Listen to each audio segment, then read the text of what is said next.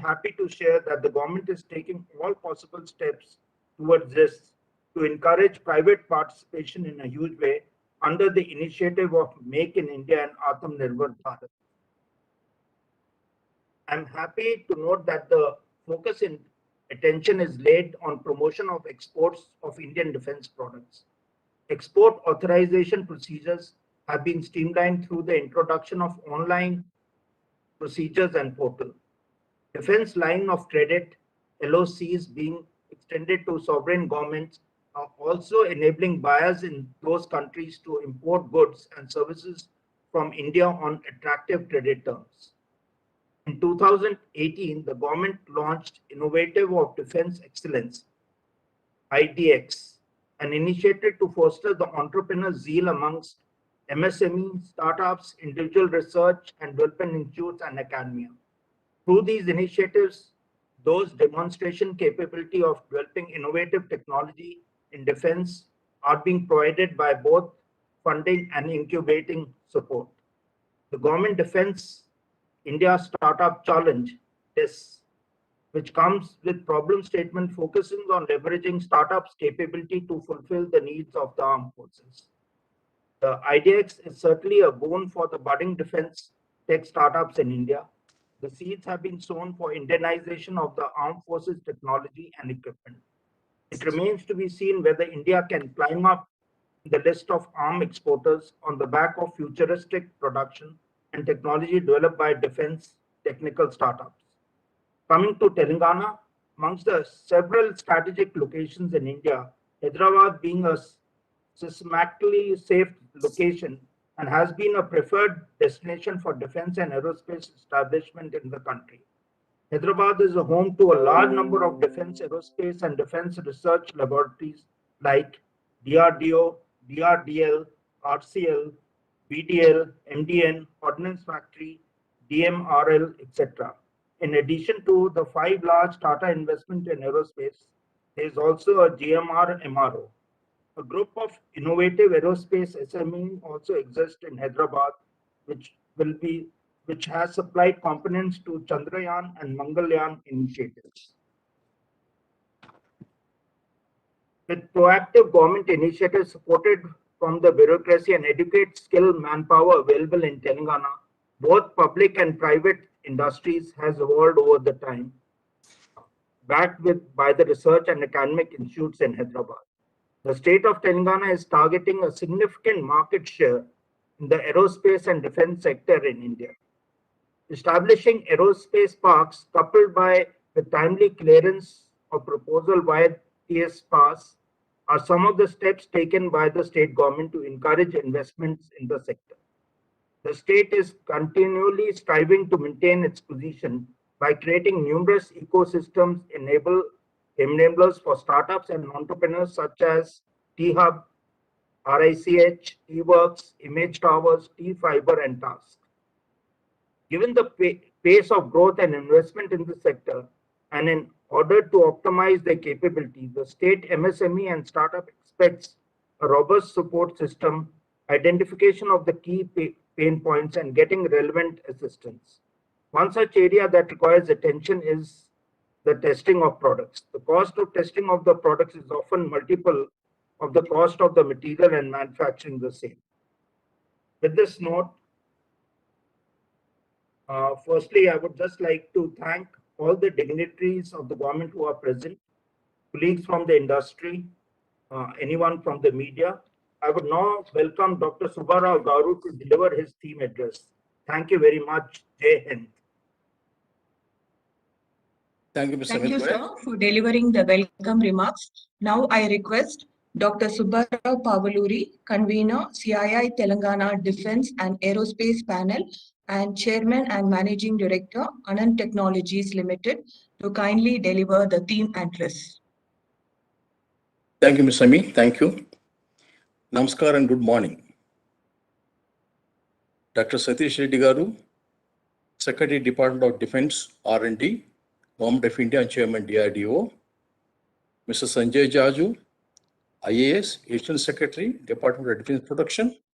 Mr. Jayesh Ranjan, IAS, Principal Secretary, Industries and Commerce. Mr. Samir Goyal, Chairman CA Telangana, Mr. Rudra Jadeja, MD and CEO Kalyani Rafael India Private Limited, Mr. J. Krishna, Head CA Telangana, dignitaries from the government, colleagues from the industry, ladies and gentlemen. Very good morning to all of you. As Mr. Samir Goel has mentioned just now, I just would like to present a few statistics related to the defense production in this country and the need for the defense and the kind of the importance that being given by the defense by the government of India. As you know, India accounts for 3.7% of the global military spending today. This is a big number, making it the third highest military spender in the world. The defense expenditure constituted 2.9% of India's total GDP.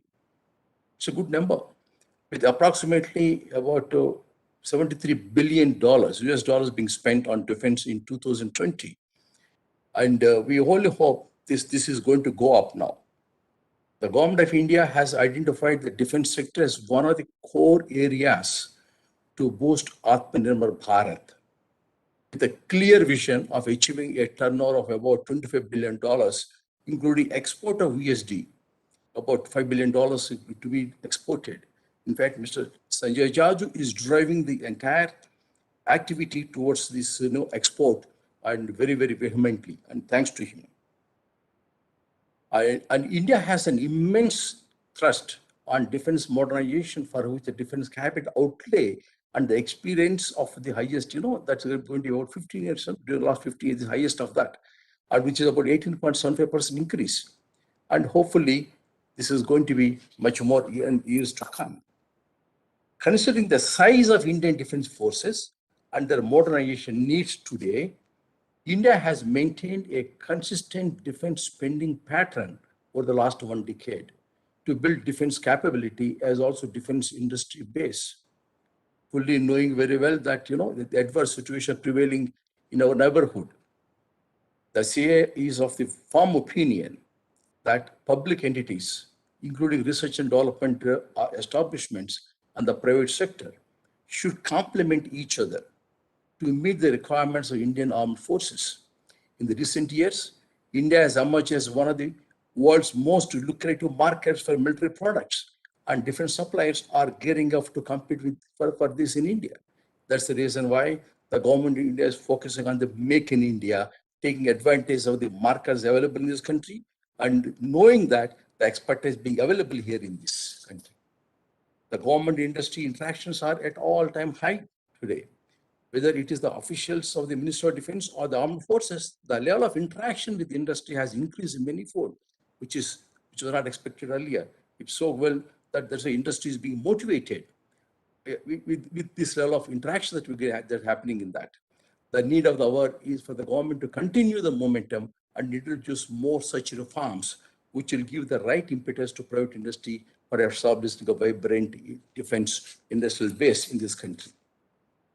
In the light of the above, for today's defense conference, the theme is chosen. The theme being bridging the technology, startups, and exports in defense from India. That's the theme that we have chosen for this. We're fortunate to have 3 eminent distinguished speakers for this inaugural session, namely Dr. Satish Reddy Garu, Chairman DRDO, Mr. Sanjay Jaju, IAS Regional Secretary, and for the Department of Defense Production, and Mr. J.S. Ranjan, IAS Principal Secretary, Government of Telangana. Fortunately, all 3 distinguished personalities chosen Hyderabad as their Karma Bhumi, where we're all working today. Now, coming to the bridging the technology, the first part of the team, as you are aware, as we move on to the next century and work for Make in India and Askmentor Bharat, we need to work out a lot of new strategies to develop the technologies. Fortunately, in this country, DRDO and ISRO are repositories of most advanced technologies. They are ready to transfer and also involve industries for the development of technologies. That's a good sign.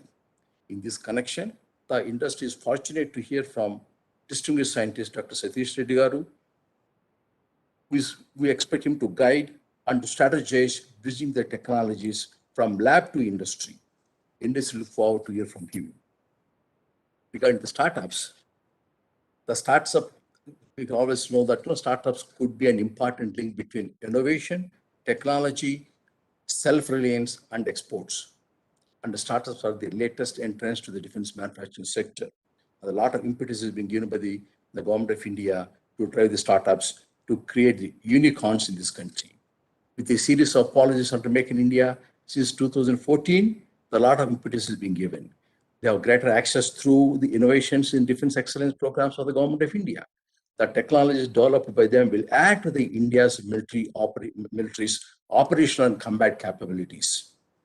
Beyond the obvious market for the defense forces, there is also the huge homeland security market in this country. And the important thing the government of India set for is that, stated to have, India is stated to have about 100,000 startups.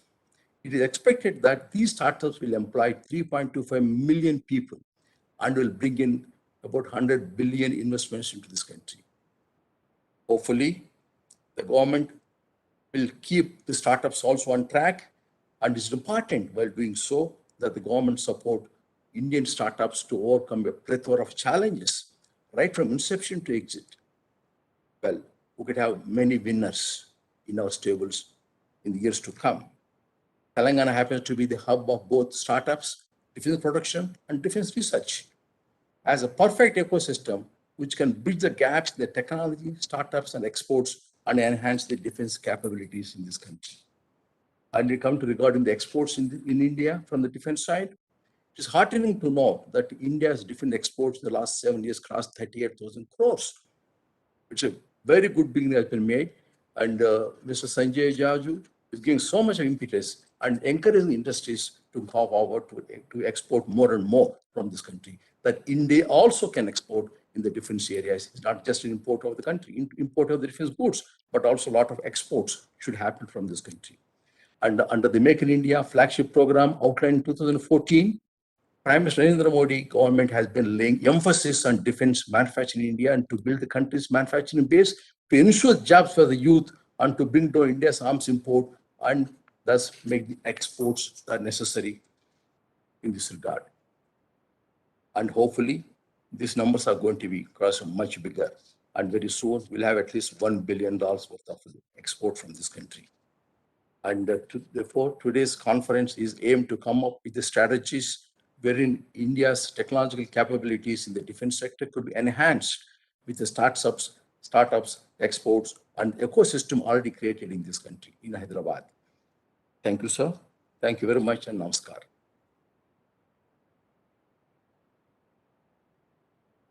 Thank you, sir, for delivering the theme address. Now we invite Mr. Rudra Jadeja, MD and CEO, Kalyani Rafael, to kindly deliver the special address. Thank you.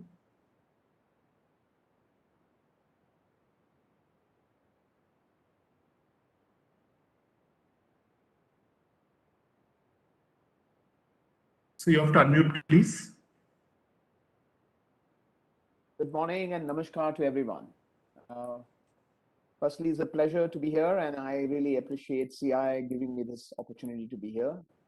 I'd like to address this particular August gathering, and I would like to sort of thank my co-speakers, eminent speakers, Dr. Satish Reddy Garu, Jayesh Ranjan Garu, and Sanjay Jaju Garu, who are essentially the pillars for the defense and aerospace industries in the country.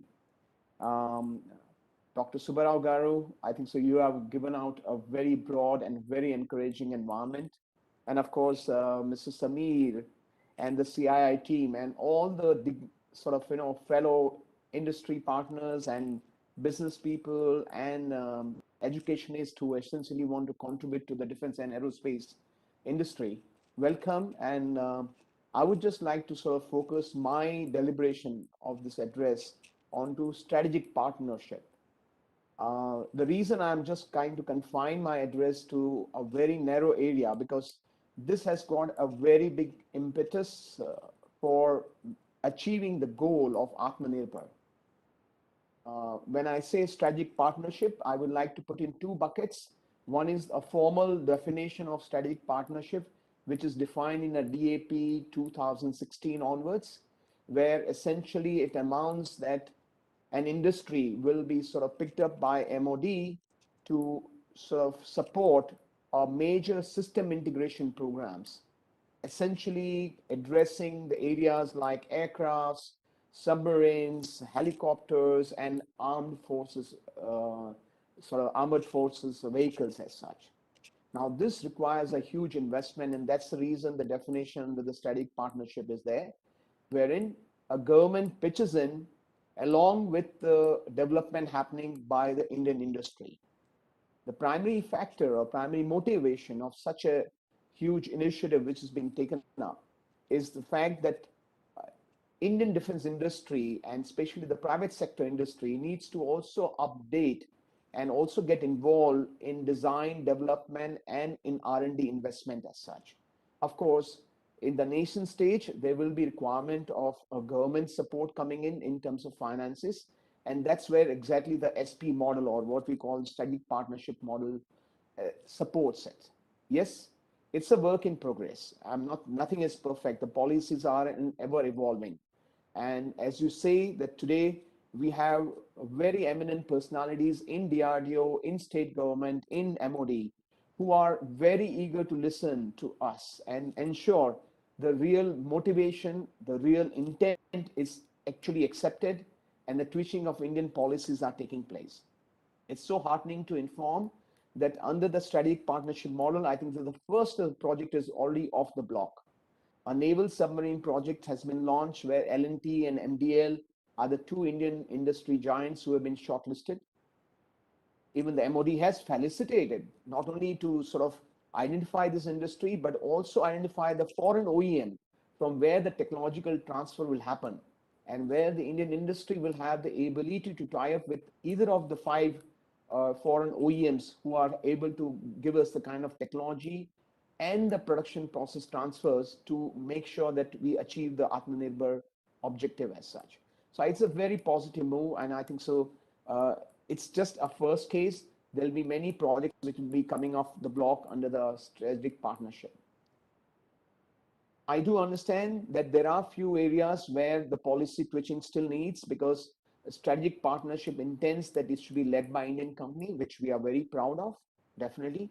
But obviously, when you talk about technological transfer, there will be an apprehension where OEM or the government of that OEM or foreign OEM who has invested millions of dollars to achieve this technological excellence will not be transferred because they have not a controlling stake. So this is policy switch in terms of FDI, which may be required, which I'm sure the government and MOD is considering. Nevertheless, there is also a requirement which I would like to sort of work out, that whenever an investment is being thought about, there is an importance that there should be a sustainability of that. It means there should be a continuous order flow, a visibility of repeat order coming in. And that can come in if we have a small twitching happening where so-called or nomination basis, where the defense industries is treated at par, both private and DPSUs. And if the nomination is curtailed to the very, very few specific areas, this will be a very encouraging things to the Indian industries as such. Having spoken about the strategic partnership as a DAP definition, I will also like to sort of touch upon that this particular aspect of strategic partner need not be as per the DAP definition. There are many other initiatives which essentially has happened by the government where the things are going absolutely fantastic. When I say fantastic, let me just give you a very practical example. At the state government level, on a very silent way, I have been in the first-hand experience where Telangana government has established TASK, that is Telangana Academy for Skill Development, which is absolutely focused on defense and aerospace skills development. I think that's a huge support which essentially comes to the industry, not only in Telangana, but across the country.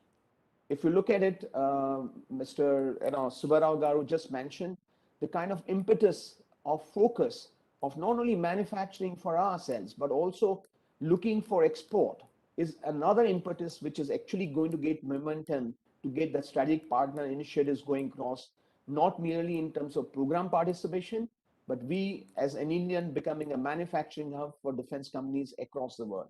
So these are very, very long term. It's a work in progress, and it is going to reap huge benefit in the long term as well. If you look at the DRDO, the DRDO has taken a fantastic step under the leadership of Satish Reddy sir with a very unique programs or DCPP, that is Development Cum Production Partners. Essentially, this was the foray which essentially was reserved for DPSUs. Today, an Indian industry can aspire, bid, and also take the technological transfer for not only subsystem but even systems from DRDO. I think that these are the huge building blocks which are supplementing the whole initiative of strategic partnership at various levels. Not to mention about the startups, which are very important ecosystems for development of high-end technological areas. Besides providing a sort of employment and giving an opportunity, so there are parallel tracks which essentially are working towards this strategic partnership model to make sure that the Atmanirbhar, the real clarion call, which essentially is being talked about, is not merely a call, but is actually materializing on the ground as we go by. I will also like to mention that our customer, that is the defense, the ISRO, the paramilitary forces, they are not lacking behind in their thought process. They also have taken a very bold steps to sort of come out with various programs like Make Two programs, where they are giving Indian industry a playing level playing field with the foreign OEMs and the DPSUs to pitch for various systems, which essentially get IDDM, that is Indian design and develop and manufactured in India. And that is a kind of encouragement which essentially is engaging the whole of defense industry and aerospace industry to come out with a real motivational factor of making a good business sense, a committed Indian sort of Indianness to the whole environment. And I'm sure there is lots of things to come, and we all are prepared to do that. And we really appreciate this particular mechanism for all and everyone. Thank you very much, and I close my address here. Thank you.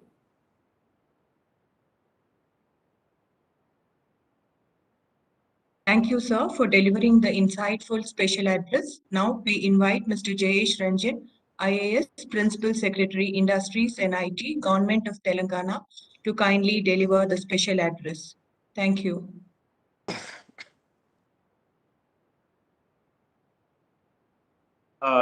Thanks very much. Good morning to all the panelists, speakers, to Dr. Satish Reddy Garu, and my friend and colleague, Mr. Sanjay Jaj. Let me also congratulate CII for this day when we are celebrating the 50th years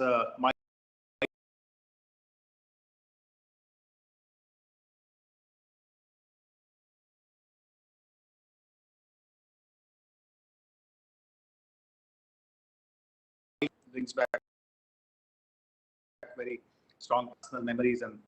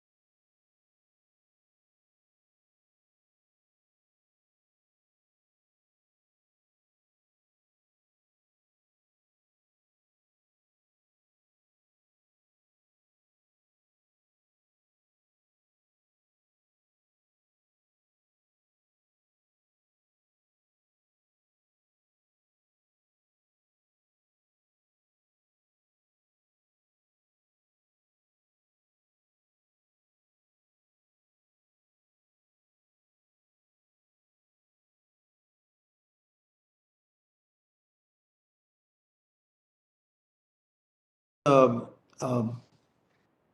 me just give you an overview of this sector. This sector is a very typical sector. It's a monopsony. There are few buyers. There could be multiple sellers. And when there are few buyers with strict requirements and sometimes even unknown requirements, the complexities and the unknowns are too many. So I think that makes the sector a little bit complex.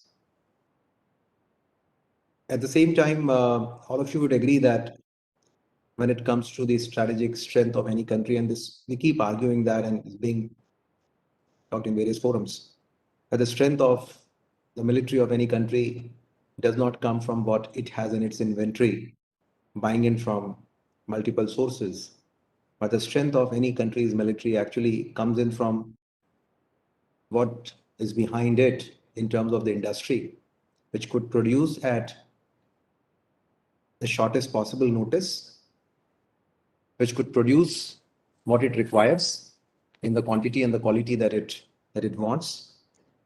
Because there would come a time when you will get nothing for a price. Because when you're fighting a war, there will be alliances, there will be arrangements between countries from where you're going to buy. And believe me, no country in the world allows its defense industry complete independence. You may like it or not, but when you buy anything from outside, our dependence on them is eternal. And that's why this whole argument for making in India, and when we call in terms of Askmentor Bharat in defense, and this whole journey, I'm fairly old in this department now, close to 3.5 years, and you would all agree that the entire focus in defense has now moved in from buying in from outside, and instead of buying in from outside, making it in our country. My friend Jayesh mentioned most of these OEMs keep talking to them, and the problem is, their only interest at times is to sell to us, and then it becomes a counterintuitive argument for us, whether we pander to their needs and their interests, or we try and create an ecosystem in which our industries thrive and we develop local capabilities. Nonetheless, the whole effort is to create a robust mix of the public and the private sector in defense and aerospace sectors. Defense and aerospace are quite closely intertwined, so I'll keep repeating them when it comes to the sector. And why this whole emphasis on Make in India, I've just mentioned. But how is this being achieved is a question that you might be trying to find an answer at. The entire focus of procurement, if I may use the word, the default mode that we use when it comes to procurement is now by Indian IDDM. Of course, the devil here lies in the design. For many years in our country, we were actually producing stuff coming out of licensed technologies. And there are again limitations to all that. Because when it comes to licensed technologies, again, the dependence on the foreign OEM is huge. And actually what you get is possibly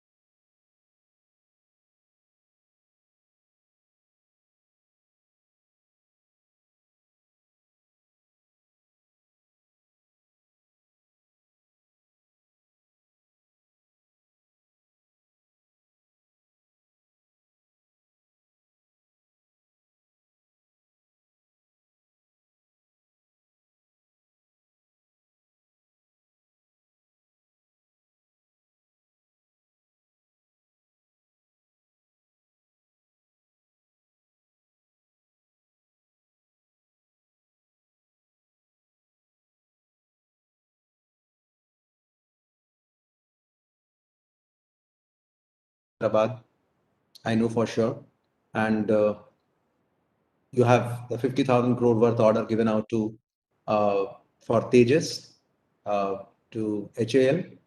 Again, the supply chain is going to come in from Hyderabad and Telangana.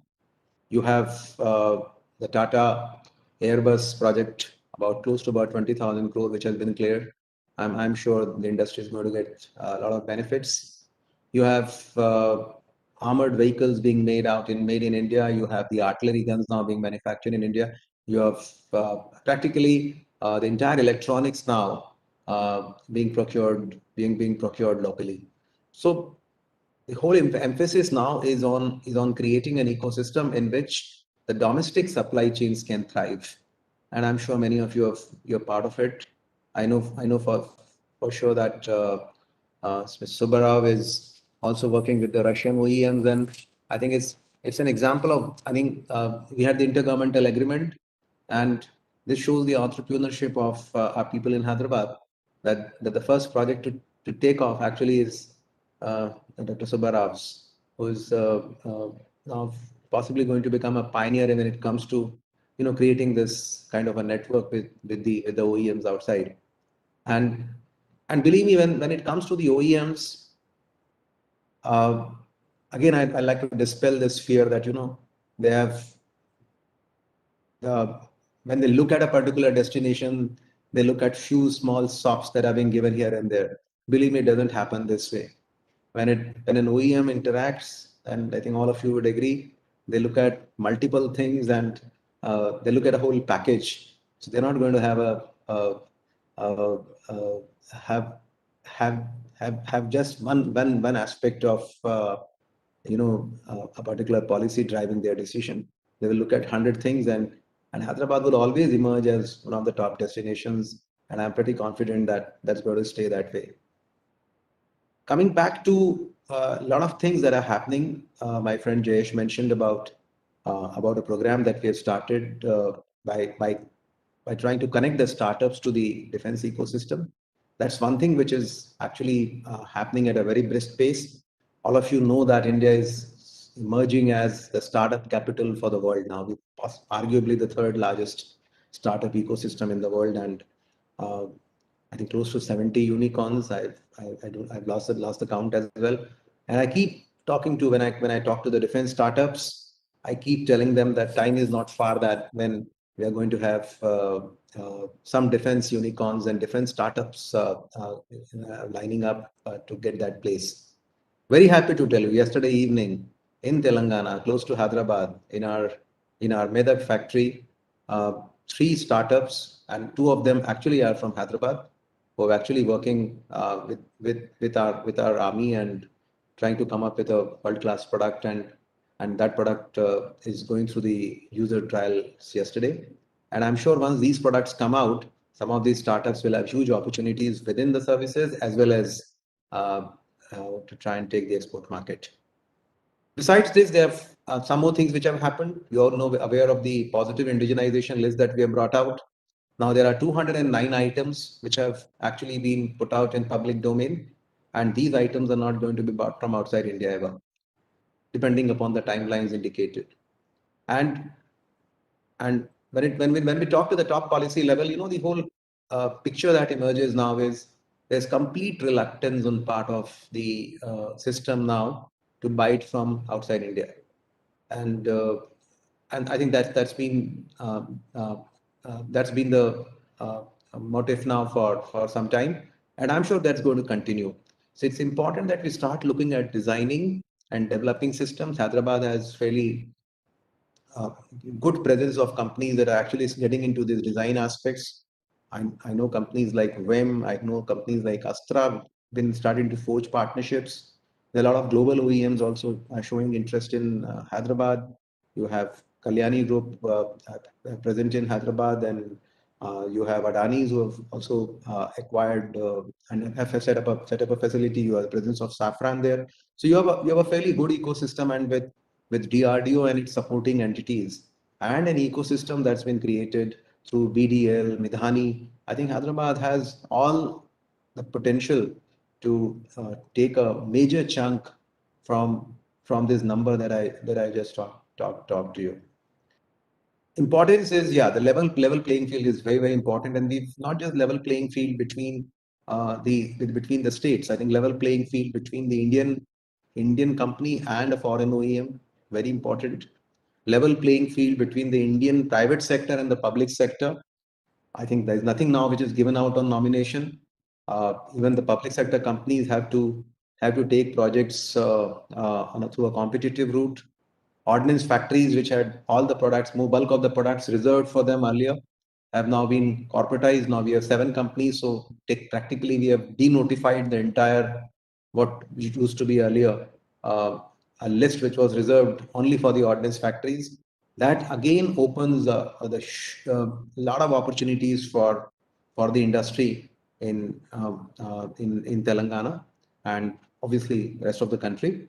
I think that also could be that also could be utilized. When it comes to global OEMs, we are not saying that we are saying no to them. We welcome their participation within our country, and that is how we have actually brought in significant changes in the FDI policy.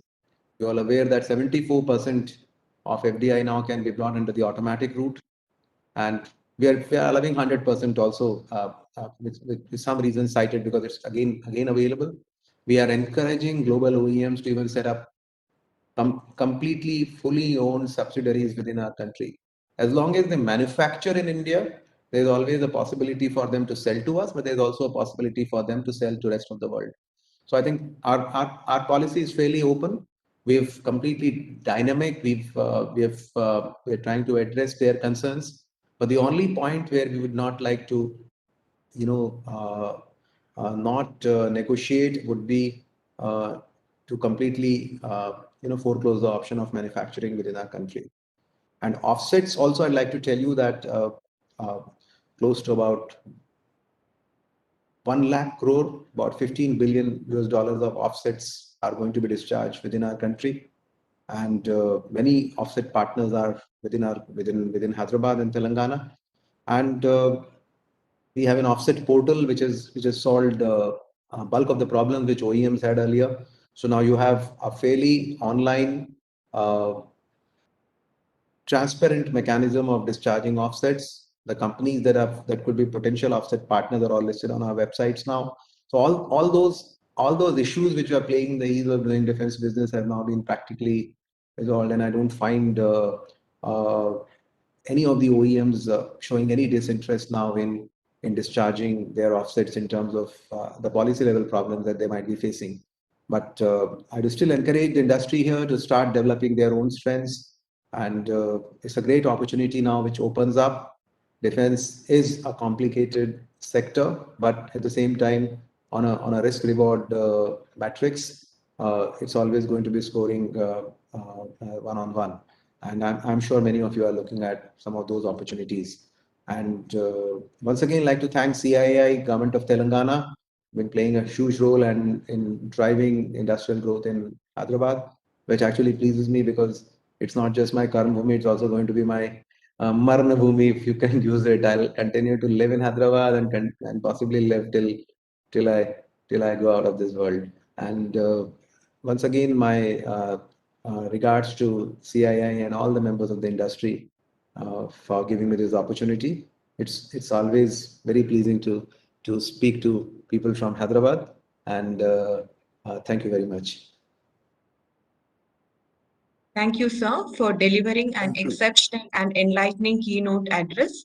Now we invite Dr. G. Satish Reddy, Secretary, Department of Defense, R&D, and Chairman, DRDO, to kindly deliver the inaugural address. Over to you, sir. A very good morning and namaskar to everyone who is present there. Sri Jayesh Ranjan, Principal Secretary, Industries and IT, Government of Telangana. Sri Samir Goel, Chairman, CII, Telangana. Sri Pauluri Subbarao, CMD, Ananta Technologies Limited, and Convener, CII, Telangana. Sri Sanjay Jazu, Additional Secretary, Department of Defense Production, who gave the talk just now, and Mr. Rudra Jadeja, Chief Executive from Kalyani, and all others who are present there. Once again, very good morning and my best wishes to you. At the outset, let me congratulate CII for taking this initiative and having this conclave on defense, and with subjects fully covering the entire spectrum of activities, what needs to be done.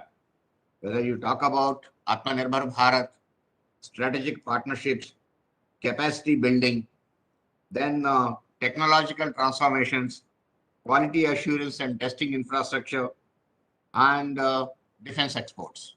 So what not? Everything has been covered. Excellent.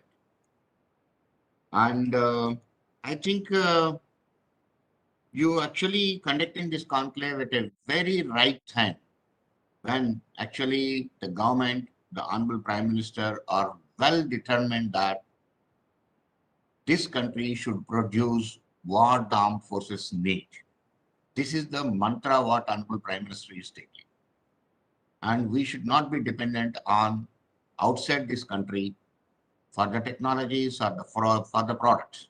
Unless it is very essential that we do not have at all that, and that is a different aspect. But there is a strong confidence in this scientific and technological community that we can do definitely in this country all the necessary systems, products, technologies, and equipment what is required. And friends, we all have demonstrated this number of times. Many things. You look at when if you are able to make GSLV with your own cryogenic engine, you are able to go for Mars mission, you are able to do Chandrayaan, and you are able to do all Agni series of missiles, or Prithvi series of missiles, and various other series of missiles, and you are able to do anti-satellite test and becoming the fourth nation in the world to do it with a precision accuracy of a few centimeters. What is that you cannot do? We should be able to do. It is that determination that we will be able to do, we'll be able to develop these things is the most important thing, what is required. So in this particular aspect, it is a complete ecosystem which needs to be geared up for this. The complete ecosystem, when we say that, it is the industries, the academia, the R&D organizations, and the government mechanisms. Now, when I talk about all these things, I think it is shaping up well today in the country. The industries are able to come up, not only just producing, which was earlier a build-to-print activity. Now industries have taken up and are able to do build-to specifications. Most of the products build to specification. Many industries have come. Actually, what it was about 20, 25 years back when we were working, we didn't have more than about 10 or 15 industries who can do like this. Now there are tens of industries which are there who are able to take up varieties of activities, including the complete spectrum of the defense technologies which are required, are able to develop the systems with the expertise what they have got. The necessary infrastructure also they have built. Similarly, in academia, it was very few professors who are able to sit with us, discuss on a similar plane with us. Now it has changed. There are a number of professors, universities which are taking up. Today, talk about DRDO itself, we have 10 centers of excellence in various academic institutes in the country. It is IIT Delhi or IIT Mumbai or IIT Chennai or Bharatiya University or Hyderabad Central University or Jammu University or Gujarat University or Mizoram University. Talk about many universities working on varieties of things, not just on the fundamental research. They're also working on translational research, also coming out with various products from applied research to translational research, coming out with state-of-the-art systems and all that. And then we from government and also the R&D organizations are trying their best to work with both academia and industries, and then do your own in-depth research in the laboratories and try to come out with state-of-the-art products while hand-holding the industries. Number of policies have come.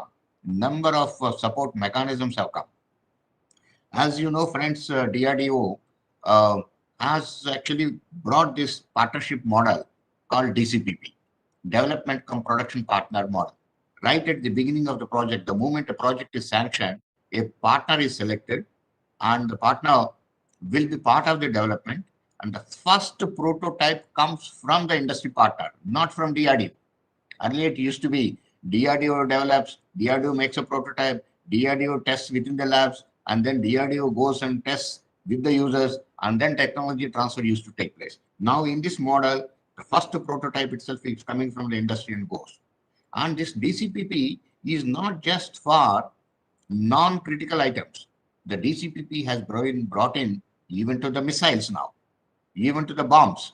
So there are already cases which have been floated. There are already private industries which have participated, and private industries have already taken up missiles development as a DCPP and bombs also as a DCPP, and coming out with this.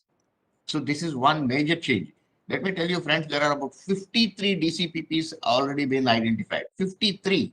And in that, there are, I think, 4 or 5 are missiles, and there are going to be again 5 or 6 missiles also, which are going to come up, and industries are participating in that and trying to take up in a big way. This is one important model which has been brought in. And we are also trying to have SPVs in a major program, try to have a special purpose vehicle with industry as major partner in that, and try to work on these very critical and large and systems and platforms. Why not we work with industry as a special purpose vehicle to do that specific activity and continue? This is another thing. Then, as you know that, we have already opened up our test facilities for the industries. It is made public, and industries can use it wherever the test facilities are available, and probably will be coming out with better and better models how we can make it available. Our patents, we have made it fully, completely available.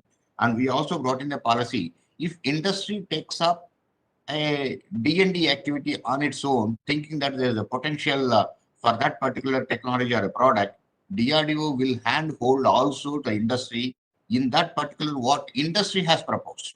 If industry has proposed, still DRDO will work with them and try to support and try to see that the product comes out. This is another important thing which has also been brought in.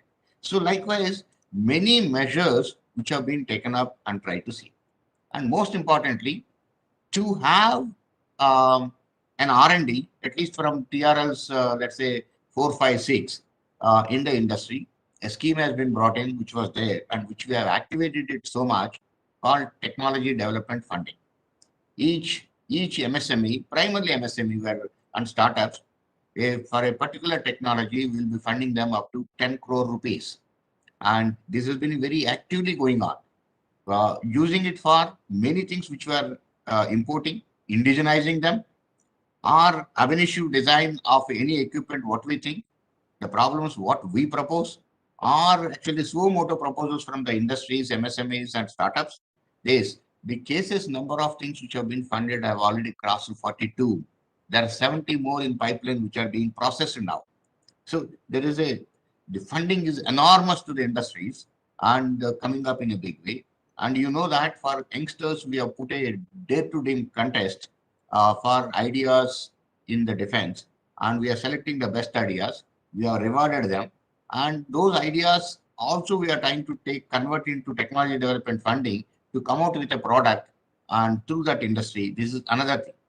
For very young people who are coming out of the colleges, who just graduated and they do not have an industry, but they have an ideas.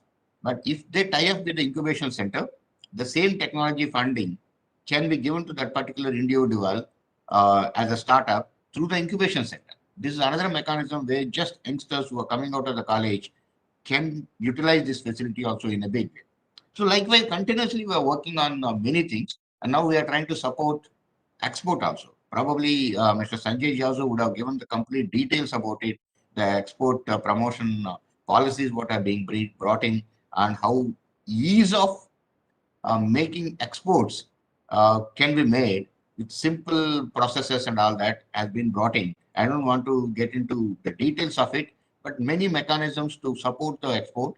And in fact, actually, any technology with which any industry has come out and DRDO is involved in that, I'm ready to send a scientist to the foreign country along with the industry to support and give the technical expertise there and have a technical discussions with them, because people will ask a lot of They may not take the product as it is. Some changes here and there may be asking. So that expertise to provide, I'm ready to provide my scientists to travel with the industries to come, go abroad and discuss with the foreign people also.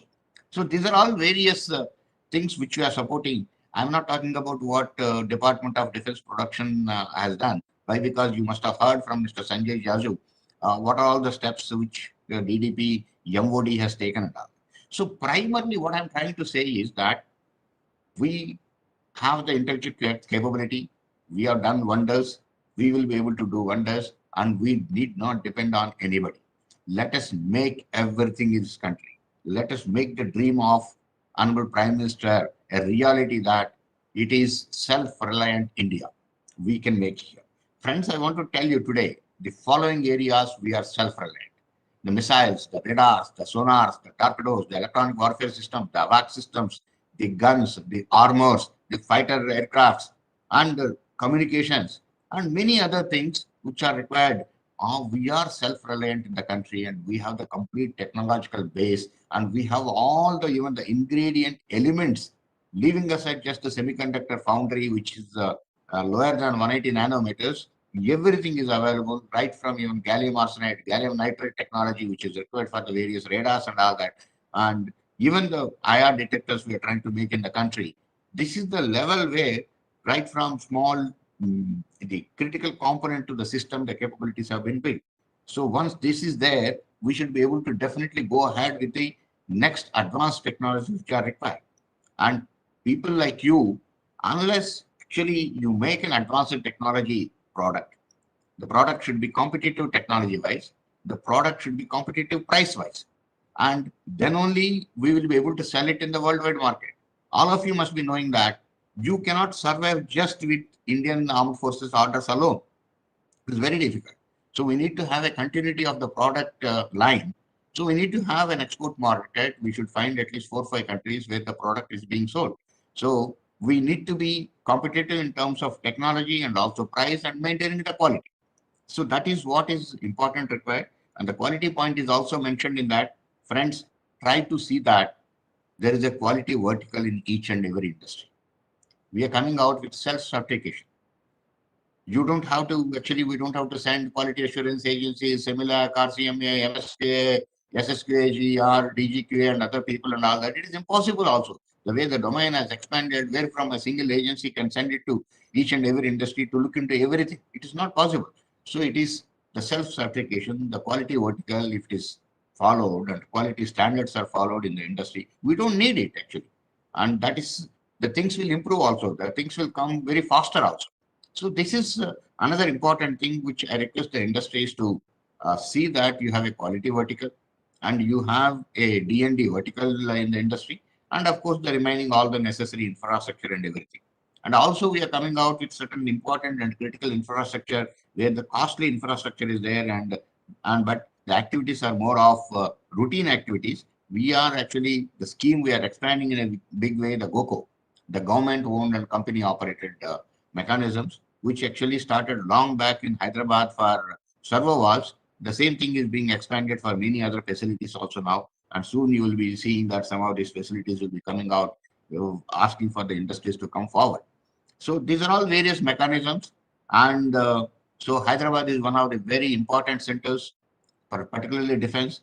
The number of laboratories are there, number of production agencies are there, and number of industries are there, and number of industries are still coming up in a big way actually. And particularly the area in Adipatla and all that, a lot of new industries have come up, and lots of people are still establishing.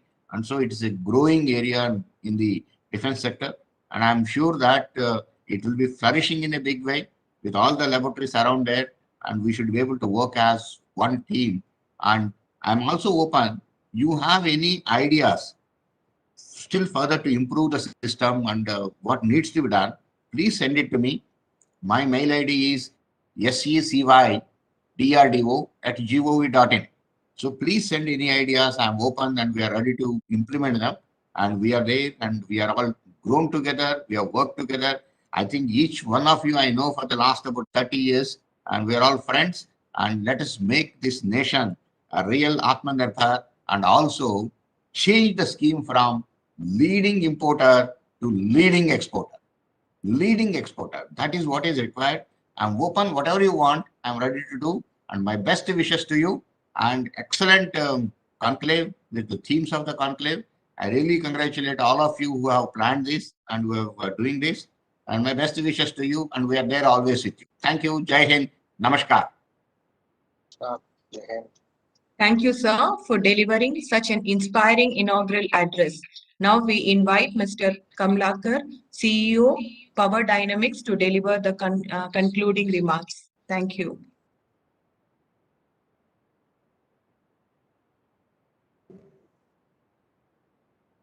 Good morning, one and all. Am I audible? Sir, you have to be a little louder, please. Is it okay now? Yeah, yes. Okay. On behalf of CA Telangana, it's a privilege to deliver the closing remarks of the fifth edition of Defense Conclave with the theme of strategies for bridging technology, startups, and exports in Indian cable sector. I must say that the government has given a strong push to indigenize the requirement of the armed forces since its opening of the private sector participation in 2001. The Indian aerospace and defense sector has grown steadily. COVID-19 pandemic has highlighted our country's dependence on imports for key and critical raw materials and intermediate input for several sectors. Defense and aerospace sector is one of such sectors.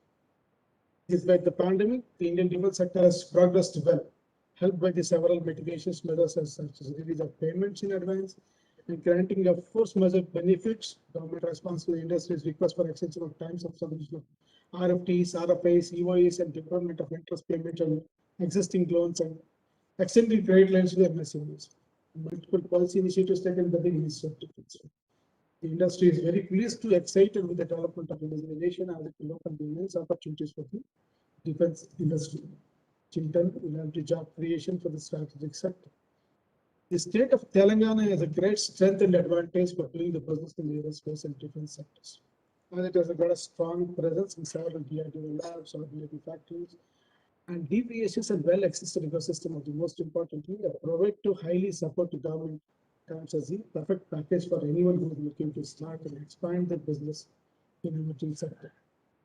Though the Telangana is very young state with no time for its formation, the state has been able to attract large investments, world's most renowned OEMs like Lockheed Martin, Boeing, GE Vision, and Pratt & Whitney, Honeywell, Collins Aerospace, and several others. For India to emerge as the leading destination in defense and aerospace manufacturing, it will be imperative to nurture the development of MSMEs and startups. Lastly, I would say that defense industry has a lot to look forward in this new year to come, as we shall all see the effects of the path-breaking policy changes. I take this opportunity to thank Dr. G. Satish Reddy Garu, Secretary, Department of Defense and R&D, Chairman for DRDO, to take this immense time out and address this forum. Sir, your vision of including academia, industry, and government to push R&D activities is very good. You have mentioned about DCPP model is a very worthwhile word for the industry. Many of you may not be knowing about it. Please consider this now. I'm glad to know that DRDO identified already 63 such DCPPs. Day to dreaming scheme for the youngsters is very certainly, it will help, certainly will build a much better ecosystem for startups and youngsters. Sir, I'm very sure that with the kind of initiatives taken by you and your department, Askmentor Bharat will no longer a dream, but it's already happening. I take this opportunity to sincerely thank Mr. Sanjay Jaju, AS Additional Secretary, Defense Production, Department of Defense Production, for addressing this forum. We are glad to know your heart is remained anchored at Hyderabad, sir. I'm very glad for that. You mentioned about reversing the earlier scenario of 70% imports and 30% domestic to 70% domestic to 30% imports. So very worth noting turnaround scenario. And you mentioned about 64% budget allocation to the domestic sector. It definitely boosts the overall ecosystem for the industry. Hope you wish to see the defense startup unicorns will very well come true very soon. Thank you for a mention about the foreign investments in Telangana, which shows that Telangana is the best investment state for the defense industry is concerned. Extend my sincere thanks to Mr. J. Shiranjan, IAS Principal Secretary, Industry, Commerce and Information Technology, Government of Telangana, to take his time and address us for this forum. Sir, we are glad to have an officer like you who facilitates industry much before they even ask for it. your efforts for preparing industrial directory and your vision about lifting the entire industry to the one level is very thought-provoking. Glad to have you, sir. I thank Mr. Jadeja, MD and CEO of Kalyani Rafael India Private Limited, for his deliberations on the inaugural session.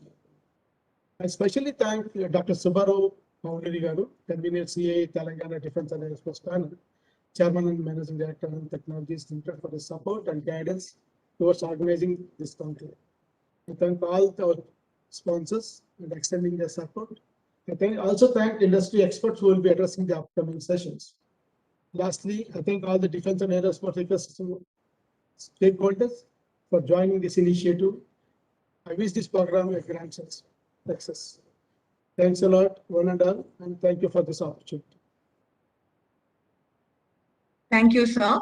With this, we conclude the inaugural session of the conference. We sincerely appreciate all the esteemed speakers of the inaugural session for sparing your valuable time and efforts for making this session very informative and useful. Thank you all. Now we move to the session 1, Capacity Building for Telangana as a Hub of Defense Startups. I request Mr. Shiva Rao, CEO, Future Labs, to take over this session. Thank you, sir. Thank you. Thank you. Could you hear me? Am I audible? Yes, sir. Yes, sir. Very much. Okay. Thank you. Hear you, sir. So, let me congratulate CII for doing this fifth defense conclave. I also had the privilege to attend previous occasions. It comes at a very timely manner. I was really touched by the one of the key element posed by Mr. Ravindra, Jadeja, who mentioned about continuous flow of orders. I have been coming from industry for any MSME or any private organization to sustain a predictable business environment and order pipeline would greatly help to sustain the business. I think that's a very valid point, Mr. Jadeja. It's been a very, very important point. And at the same time, I also think there is also a need for, like in automotive industry, the tier 1, tier 2, tier 3 restructuring or classification of the MSMEs, or including micro ones, which are startups, is very much essential. With this opening comments, I would like to welcome my panelists. As far as the first panelist is from T-Hub, Mr. Panil Selvam. Could you switch on your camera, please, Mr. Panil Selvam? From the T-Hub. Hello. Could you please unmute yourself? Yeah. Can you see me and hear me? Yes. Thank you. So, due to the paucity of time, I am not taking long introductions. You are already familiar as T-Hub as one of the important, defense and other startup incubator. So, I would like to request my panelists to have 10 minutes of time for each one of them. You will be followed by Dr. Chandan Chaudhary, and then the last panelist will be Mr. Sanjay Nekkanti. So in this sequence, we will pursue, sir. If participants have any questions to be posed, we will take 10 minutes Q&A after the speaker's presentation. This is all the sequence. So over to you, Mr. Panir Selvam. I would like to just ask one point. What is the capacity building exercise or the opportunities or programs T-Hub is doing to support the defense startups, in particular in Telangana state? Thank you very much, Mr. Shiva, for having us on the panel. It is indeed a pleasure to be representing Telangana on this. At a large level, we have been focusing on three key elements when it comes to capacity building in the defense and aerospace. First and foremost, the first is about the skills that are required, the skill pipeline that are required for a robust, thriving, ecosystem in the for the manufacturing side. So right, it starts right at the college level, at the engineering grassroots level, where there are awareness programs that are made for students on the careers on the defense manufacturing and defense capability, defense and aerospace side of opportunities. That it starts with that, awareness and skill building. Second is a significant support in the entrepreneurs for the startups. We have been fortunate. We are the partners for IDEX, which is the defense program for startups. It's an amazing model that our DRDO and the defense, our Sanjay Jaju sir was on the call a little while before. He runs. We have a quarterly review of the IDEX in person. It is to provide consistent and a very systemic support for startups and young entrepreneurs to work with in the defense and manufacturing space. So we provide three things. One is the mentoring support in the technical aspects and the business aspects for startups. Second is the access to programs on government, meetings, government connects, and defense licensing support, all possible ecosystem support that we provide. And the third and foremost one is the which is coming from the government side, which is coming from the the defense procurement organization side. They also have very positive outlook towards, and they have been constantly supporting and mentoring startups in the defense and manufacturing space. So I can confidently say we have kickstarted the the efforts to be 100% Atmanirbhar in the years to come, with as I say, the seeds of self-reliant India is being sown as we speak. It may not be immediately visible. The fruit of this effort and the hard work will come to for fruition in the next few years. But we have embarked on this journey, and we are working towards the capacity building, both in terms of capabilities and research and development, as in the startup through the startups and the entrepreneurial spirit that we are fostering in the Telangana ecosystem. So I can happily say that today we have not just T-Hub, we have other ecosystem players like Task, which is Telangana's Academy of Skill and Knowledge. So they have been instrumental in creating a very strong pipeline of talent in the manufacturing space. We have T-Works, which is a rapid prototyping facility, which is one of the biggest, world's largest fabrication lab and prototyping lab. You can walk in with an idea and a design, and you can walk out with a prototype. The barriers of manufacturing has always been access to prototyping, access to R&D, access to significant quality of materials, and capability and support system.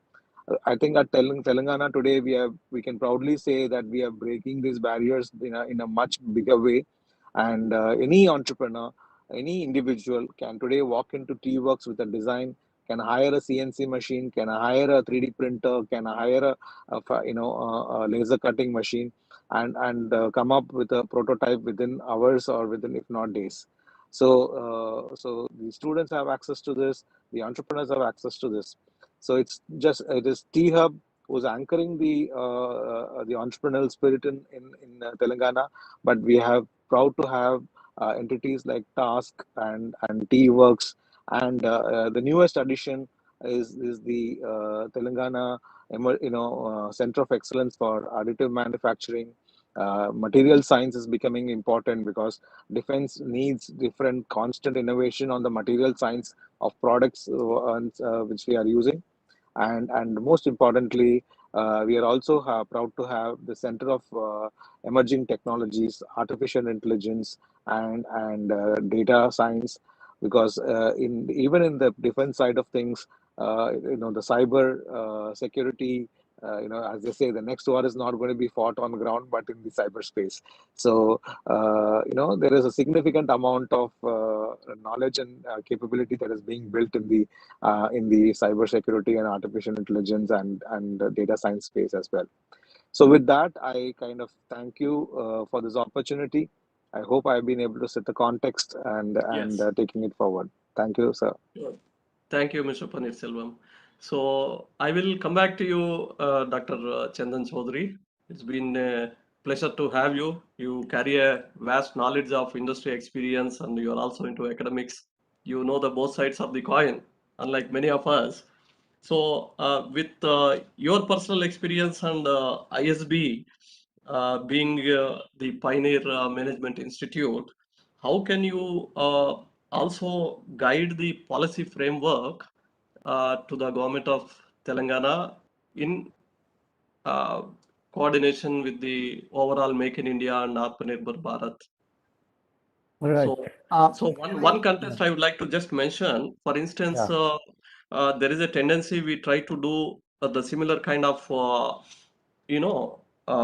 either skill programs or kind of things, as our secretary D&D has said.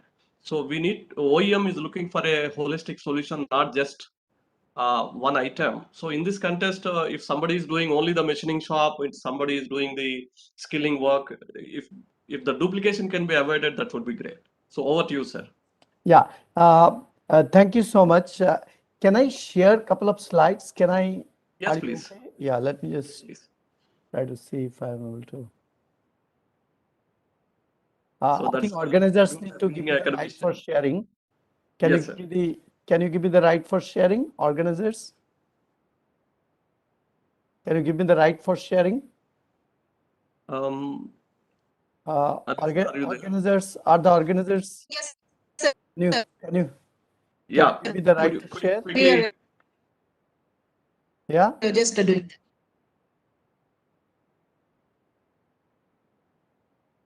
I'm doing that.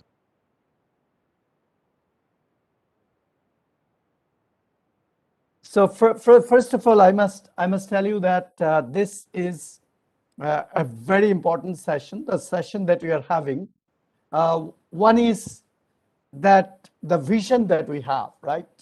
We may have a very ambitious goal, and it often becomes very important to understand how do you set realistic goals. So that becomes very important. In fact, whenever I have a conversation on the topic of Atmanirbhar Bharat, many people think Atmanirbhar Bharat means you start really manufacturing everything yourself. In aerospace and defense industry, you can't do it. Majority of the industries, we cannot do it, right? So would this, yeah. So let me just see if I'm able to share the slides. Else I will just talk, right? Can you see my slide? Are you? Yes, we could. Okay. Please put it in the PowerPoint mode. Yeah. So can you see my slide? Yes, please. Please go ahead, sir. Yeah. So I would just throw some thoughts on, if you have to create Telangana as a center of excellence for aerospace and defense and globally, what are some of the things that we need to probably remember? Now, I must share with you that several years back, I'm talking about 2012, I was having a discussion at DRDO where I was invited, and we had the Minister of State for Defense, Palam Raju, also there, and he spoke a few things. He said that for aerospace and defense industry, quality and time, how much time do you take to do something, is very, very critical. He spoke about collaboration, how various entities collaborate. He spoke about how India can smartly leverage OPSAT. And he also spoke about learning that we can do from organizations like DARPA, which is the equivalent of DRDO, Homeland Security, and how do we scale up SMEs. And you'd find that things have not, this continued to be major issues. I must say I'm pretty impressed with a lot of initiatives by T-Hubs, for instance, on emerging technologies. I think aerospace and defense is not what it was even 10 years back. Things have changed. See, if our knowledge of industry, academia, government is even 8 to 10 years old, it is something like 30 years old. So this is one of the things I wanted to mention is that what you call as, if you look at how manufacturing happens, right? How the manufacturing really happens in the aerospace and defense world. I will just take the example of Airbus, and we can then compare which are the areas that we are doing okay and not doing okay. First of all, in aerospace and defense industry, it's not about we having a great idea, go to a magic place and come out with a physical product. There are a lot of science involved as far as aerospace and defense is concerned. Now, if you look at Airbus, when they initiated a lot of revamping and transformation of their business processes, they have a kind of 10 years of order backlog, and they realized they have to cut the production cycle by half, 50%. Now, today, if they make a product, they do 4 things. And we got to ask ourselves, if we want Telangana, I believe Telangana has great potential. If we want Telangana to be an international hub in aerospace and defense, the thought process got to be, if we are thinking about building a new product, if we have an idea, then we need to do 4 things. Airbus, for example, they do 4 things. They will create a twin for the product, a digital twin for the product. If they're talking about production equipment where we will manufacture, they will create a twin for the production equipment. If they're thinking about production process, they create a digital twin of the production process. If they're talking about an after-sales service of their product, they create a digital twin of the after-sales process. Now, this helps them to significantly improve quality, reliability, reduce cost, and also reduce the cycle time. So this is one very important thing. I want to give you an example of one of the clusters, right? If you look at aerospace and defense clusters of the world, in 2016, I had created a roadmap that if India got to become an aerospace cluster, what is required. So if you go to France, they will have a collaboration hub, which is a digital collaboration hub. OEMs, academic institution, tier 1, tier 2, tier 3 suppliers are connected and collaborate, around 20,000 plus suppliers. Our automotive industry has done a relatively good job, but I think aerospace and defense, we need to create such infrastructure. Now, I'm coming towards the end of my presentation. One of the things which is very, very important in aerospace and defense is simulation, and not just traditional simulation. We have to do high fidelity predictive simulation, because you cannot take off in you cannot make a fighter aircraft if we do not have high level of competence in predictive simulation, right? Predictive simulation involves a lot of knowledge, not just on physics, but multi-physics. I remember doing some projects for industry, And over there, we realized that if you want to do something like this, the importance of collaboration with academic institution. Now, we did a recent study, and our study shows, as far as India is concerned, and if you look around, the digital innovation infrastructure, which is required for creating a center for excellence in aerospace and defense, across sector, it's only around 8.7% of the organization have got some kind of digital innovation infrastructure. So we need to create digital innovation infrastructure. And I think, T-Hub has taken some very interesting, useful initiative. Now, before I conclude, I would like to leave one thought. Our computers will not be good enough. Our current computers, even the supercomputers, 10 years down the line, we'll have a huge problem in aerospace and defense if we do not develop skills today in quantum computers. Because quantum computing and quantum computers, they are going to transform the way simulation happens. Something that you take 30 days, you may be doing it in 3 days. Or your codification system, password, they will all get cracked if we do not have the knowledge on quantum computers. So I think we as a nation, and Telangana has got great potential. I believe Telangana should take initiative in quantum computers, and it is something that we need to get it started right away. Because in aerospace and defense, all this complex problem of structural mechanics, fluid dynamics, issues like acoustic, you can solve them using multi-physics simulation. Problem with multi-physics simulation is it takes a long time. You can reduce the time using quantum computers. If any of you interested and got a challenge, that a very complex problem, you believe you are finding it very difficult to solve, but it's a relevant problem, I'm giving a commitment to you.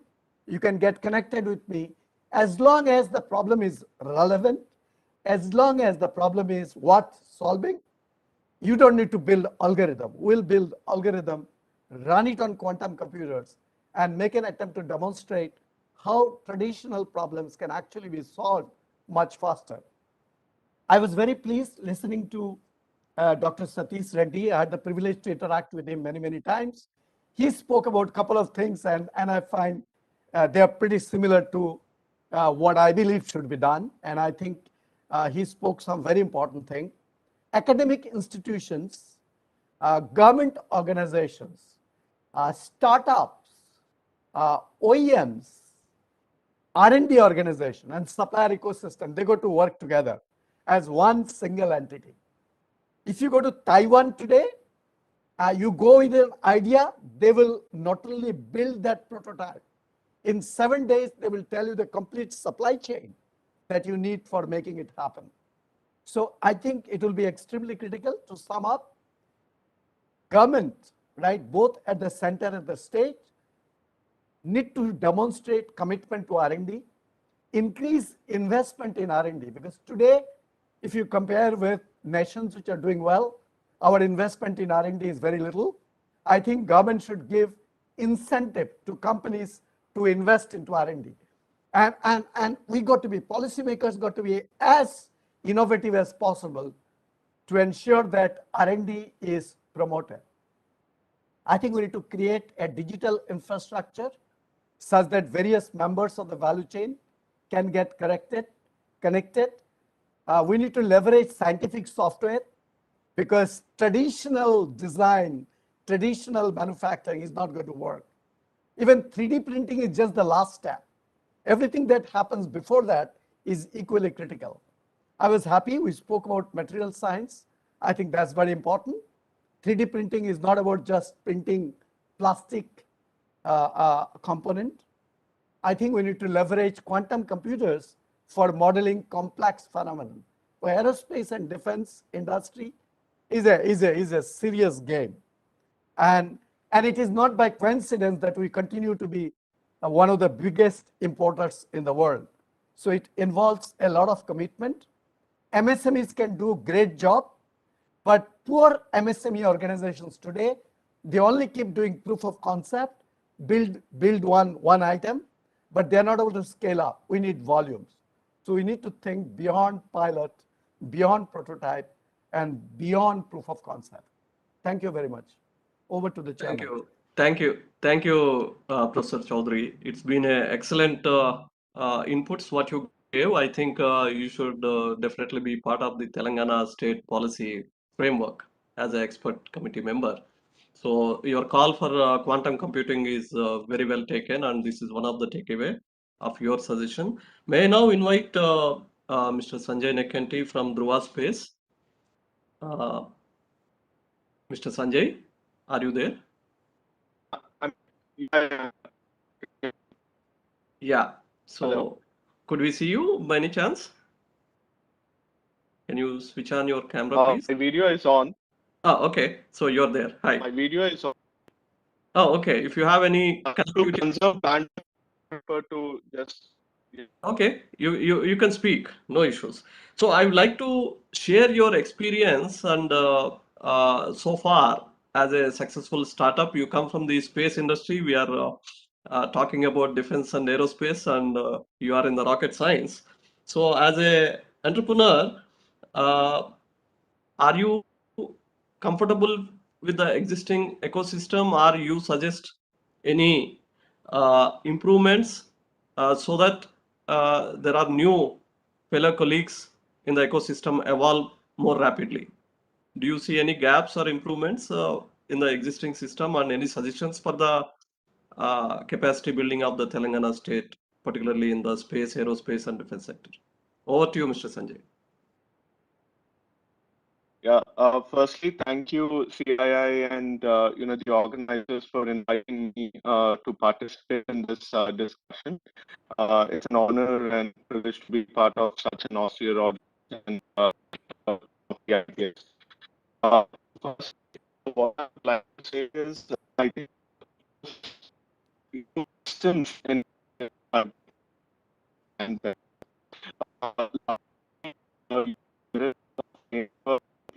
for enabling Sanjay, excuse me, I'm sorry. Are others able to hear him clearly? No, not really. Sanjay, there seems to be some issue with your audio too. Can you come again? Can you hear me, Mr. Shivan? Yeah, it's better. Please go ahead. Okay, I'm in a pretty choppy network, so I'm sorry if the audio gets cut off. But I'll try and keep it short. I think largely what we are doing is pretty good. Industry, academia, and government collaboration has started to happen. I started my company in 2012.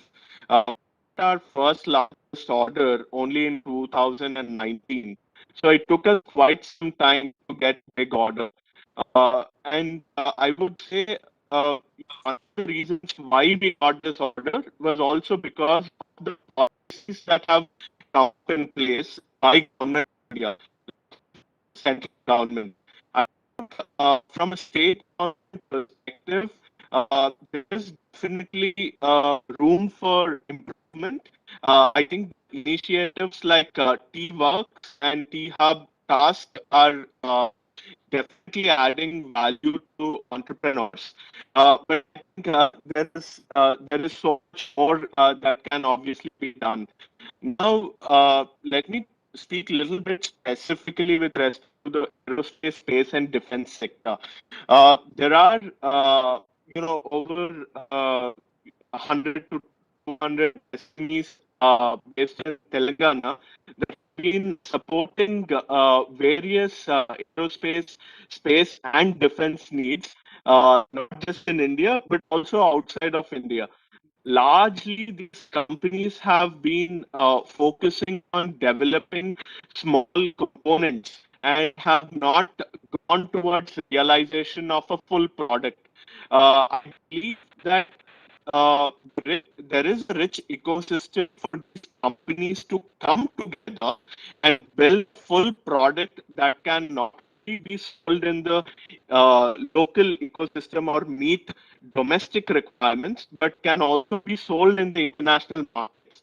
But in order to do that, I think a strong hand-holding of government to industry, industry means largely MSMEs and tier one companies, should then handhold startups, right? See, MSMEs already have the experience of acquiring small customers. Startups are still at very nascent phase. So, what I have seen in the journey is MSMEs sometimes feel threatened that startups can, capture into their market. To be honest, I mean, startups are trying to build concepts, right? Like you rightly mentioned, proof of concepts, right? Industry SMEs, if they can work with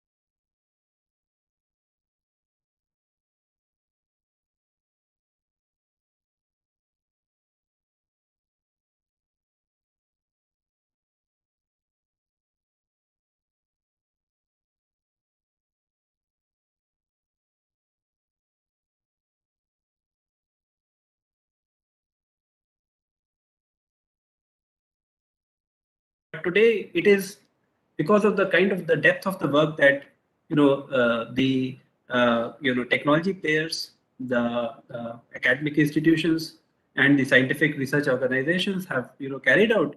There is available a whole body of literature and knowledge, which helps people build on the top of skills, which were developed by their predecessors. So today, I think in many areas, there has been a technological transformation. We don't worry, for example, about having an access to a 5-axis or a 7-axis machine, even though, it remains, kind of from a technology perspective, out of bounds for certain companies or certain sectors in India. If, for example, you are supplying to the civilian nuclear sector in India, you are still not able to import from Europe and many other geographies a 5-axis machine, for example. But our capabilities have really increased. The technological transformation also, has meant that at least in some disciplines, India is at the cutting edge, in terms of the technologies. But then there are certain other technologies where we are in a very nascent situation, and we have probably in the country we have not taken the right steps at the right time, and we have a lot of catching up to do. So examples of areas where we would have been at cutting edge are some of the metallurgy items, items where we have a lot of ground to cover. I believe quantum computing was something that was pointed out in the previous session by Dr. Chandan Chaudhary. So the technological transformation is a mixed bag today in India, and I think in the industry and in the policy segments, we need to kind of come to some kind of a consensus on what are the technologies to go towards and go to the cutting edge of. Having said that, I think technology transformation is not a driven by mandate thing anymore, and there has been a lot of democratization of technology developers, especially in the private sector and in the MSMEs and in the startups, who really think out of the box and have created a huge amount of innovation in the industry. So we have, in some sense, moved from copying specs to be able to choose specs when it comes to from the system's customer, and from being from trying to copy some design to being able to make whiteboard designs, think out of the box, and try and go for the stars. So we have practical examples of that in the industry. So that was about technological transformation. There is a lot of path to cover, as I mentioned, and now that leads to the testing infrastructure. When you realize hardware, you have a certain amount of testing infrastructure that is available in the country, and certain testing infrastructure that is not there. For example, even today, if you were to do high altitude testing of gas turbine engines, you have to go to Russia. There is no other go. So there are many other similar technologies where the testing infrastructure doesn't exist in the country. And there might be some kind of a business case or a business opportunity here for some entrepreneurs who will be willing to invest money in creating infrastructure that is hard to find. EMI EMC labs, for example, there are many of them now compared to earlier, but we could do with more. And there are certain critical technology areas where I think the industry needs to come together. We need to make some kind of a list and advise the policy leaders on these kind of testing infrastructure. They need to be created in any form or fashion. So, those were some thoughts on the testing infrastructure. I believe that it is not only about, the creation of the testing infrastructure, but also making sure that the infrastructure is available to people in a, in a democratic way. So there have been some very positive movements in this regard. For example, in the T-Hub, they have created some facilities which are available to a large ecosystem, a larger ecosystem, And those are some very interesting models to look at. So the last one was on quality assurance, which is a big one. So in the industry, they started with quality control and then went to quality assurance. Quality assurance being that you are assuring the customer that there is going to be no problem, which means that you go a step higher and try to find out and eliminate the root causes which will cause quality non-conformances. And that goes and leads into Six Sigma, etc. So there are many ways to look at it. So the quality assurance has been implemented, I believe, in spirit in many companies. So there are many companies who believe in quality assurance. Many government laboratories and departments have earlier championed the cause of quality assurance, and industry generally has taken up quality assurance very well. There are a few pain points, in the area of quality assurance, though. For example, if let's just talk about the end objective, which is how do we quickly, develop products? How do we quickly commercialize products, for let's say defense or any other applications? If some company or organization has to develop and be ready for volume production of any items, then quality assurance procedures which are between departments and between company and an organization, like say for example, let's say between the ordnance factory and a supplier in Kanpur. Those quality assurance procedures are today quite dated, and they are based out of pen and paper procedures, forms, which are very good for an era which is behind us. They are suitable for ensuring that if there is any audit or if there is any check on the quality assurance inspector, then he is able to document what steps were taken in order to assure quality. But they are not conducive to ease of business.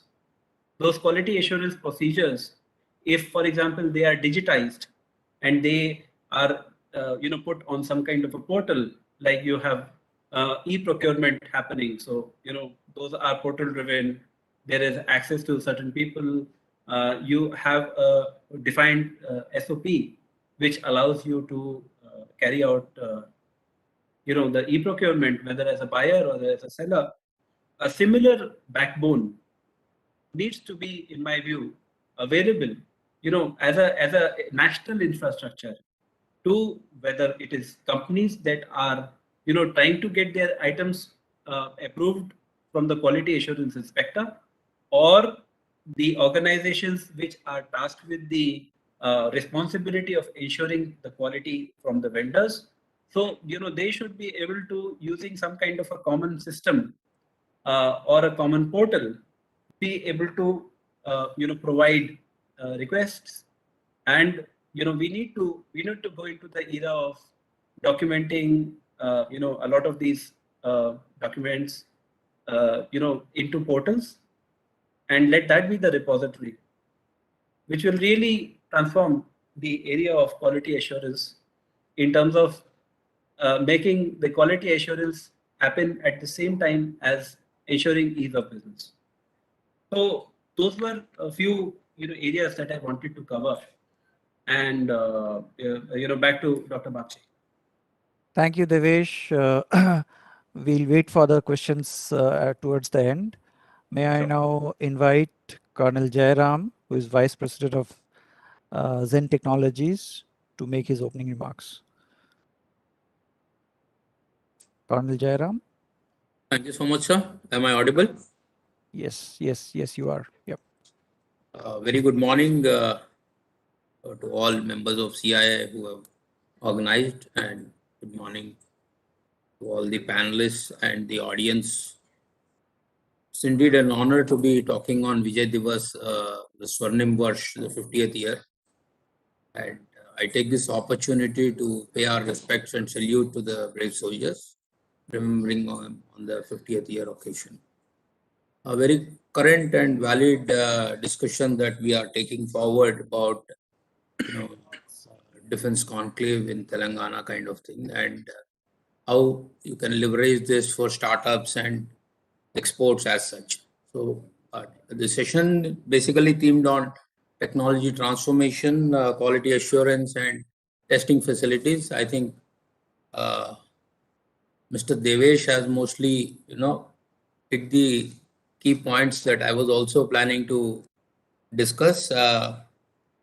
But as brought out, I think we have a very good ecosystem in Telangana and Hyderabad, as there were, a lot of defense labs and DPSUs.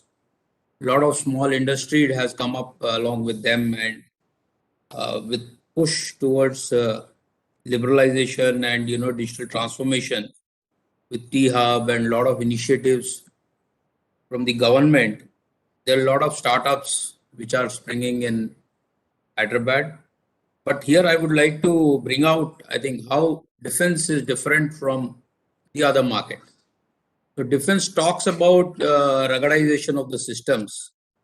But earlier, I think the technologies used to flow from defense to the market. But now defense is placed to imbibe technologies from the market. So there is a change in the entire, thinking of the defense as such, industry as such.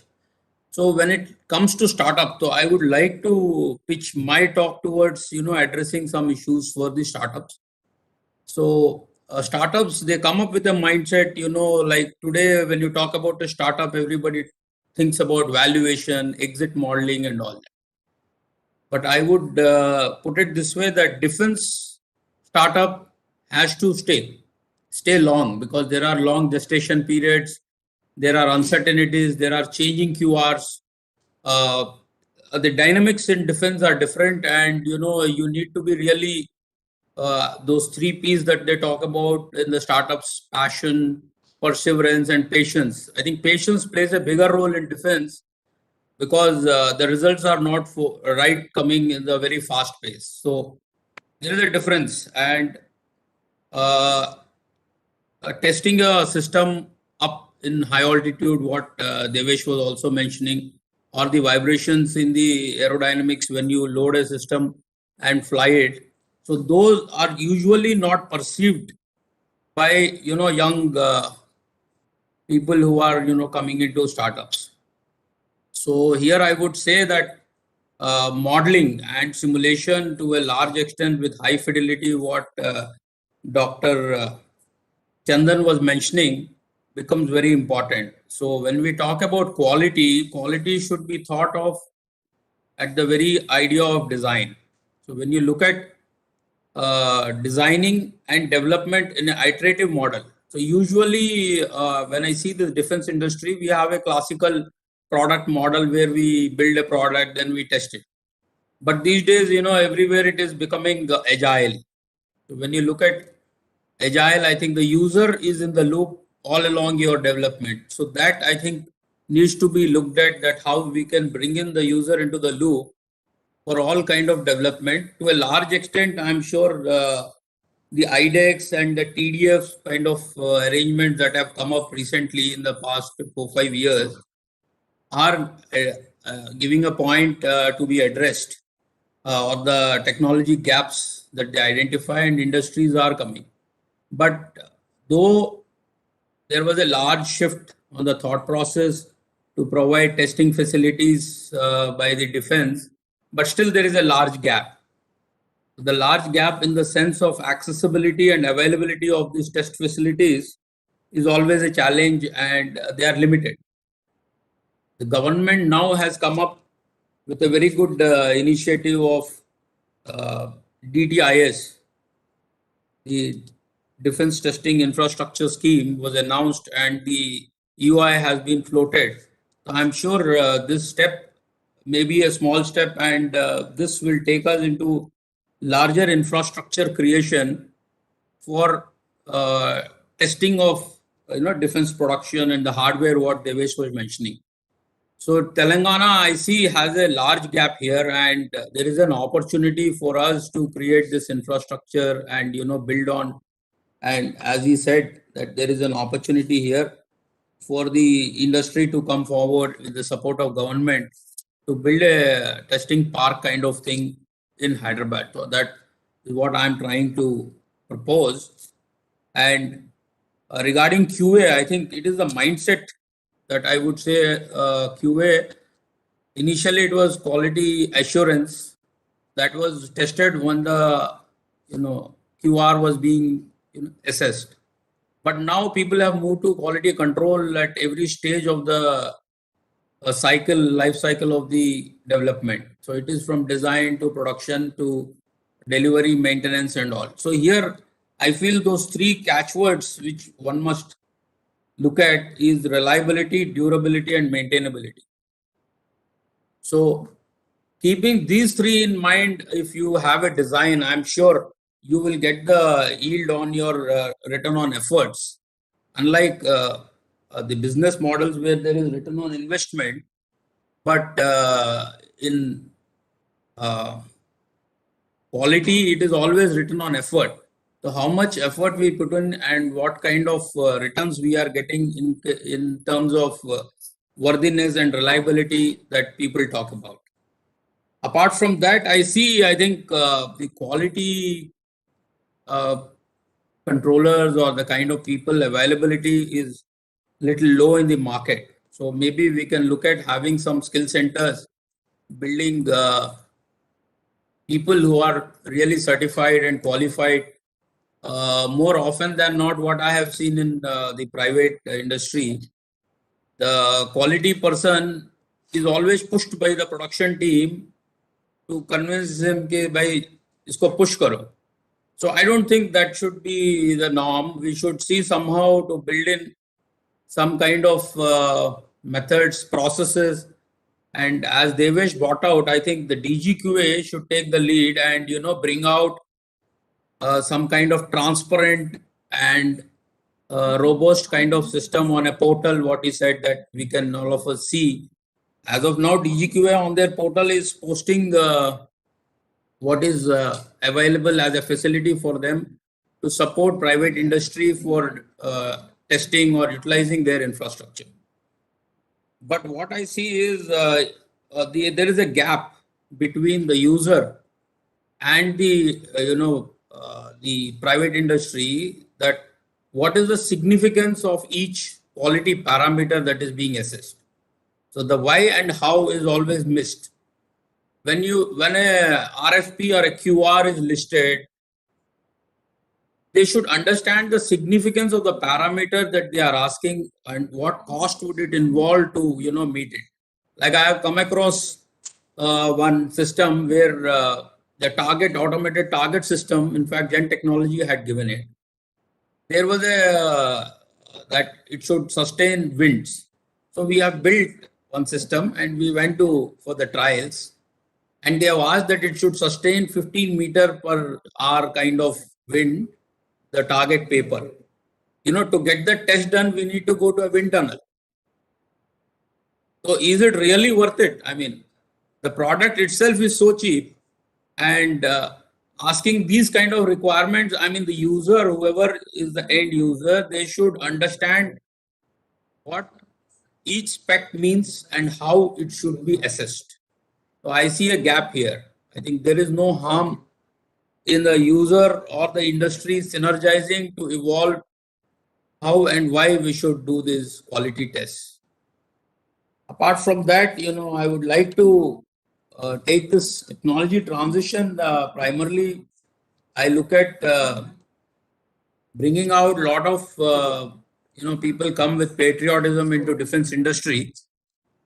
With that patriotism and the kind of challenges that they come across, they should always see the success to failure ratio in the defense industry before even making up that we are passionate about product. So a lot of times I see people building a product without aligning it to the need of the end user. So I suggest one should understand the end user requirement before building the product. And of course, it is just the beginning now in the country that we are moving towards imbibing new technologies by the army or defense at large. So I wish that, we can take this forward, and Hyderabad, as it is based, should become a good hub for defense industry and continue to grow. It's never ending, ever evolving journey. So let's see how it goes. And thanks for the opportunity for me to speak here. I have finished. Jai Hind. Thank you very much, Colonel Jairam. Your very practical example of unrealistic quality parameters being put up, I think we'll have a lot of questions towards the end. We may have to revisit that topic. Thank you very much for a very, very, very interesting 15 minutes. Now, may I? I'm sure Devesh will pitch in, sir, for the questions. Yeah, I know what you're alluding to. Yeah, may I now invite Dr. S. Gopinath. Dr. Gopinath is an outstanding scientist and director of the System Integration Division, RCI DRDO. The floor is yours, sir.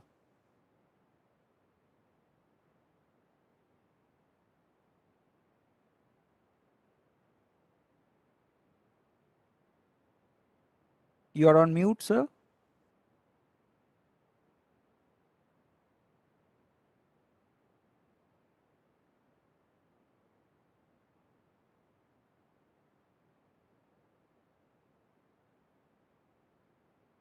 Are you able to hear, Chairman sir? Yes, loud and clear. Yeah. Please continue. Very good afternoon. This is S. Gopinath, outstanding scientist, speaking from Research Center Imarat, which is a Dr. APJ Abdul Kalam Missile Complex, one of the lab, and it belongs to the DRDO. So let me thank first our chairman, CII Telangana chapter, Mr. Samir Goyal, and also the already guest of honor, chief guest, DRDO chairman, Dr. A. Satish Reddy, and Mr. Jayesh Ranjan, IAS, Principal Secretary, Defense Production, Department of Defense Production. And also my special thanks to Ms. Anusha. She was coordinating to give me a talk. In fact, I'm really thankful to CII for giving this opportunity. And also a special thanks to Chairman Dr. Nirmalya Bagchi for giving this opportunity to speak with you all regarding the technology transformation, quality assurance, testing infrastructure in India. So you all know that DRDO is taking a excellent shape in particular, missile, as well as the, rockets, as well as even the recent past, the drones. So in missile, if you come to the missile technology, you all know, it's a very complicated technology, right from the, structures, propulsion, guidance, control, then, manufacturing methodology for various structures, airframe structures. It can be a flow forming, or it can be a welding. Recent past, ground launch to now we are migrated to air launch system. There, the technology transformation is taking place.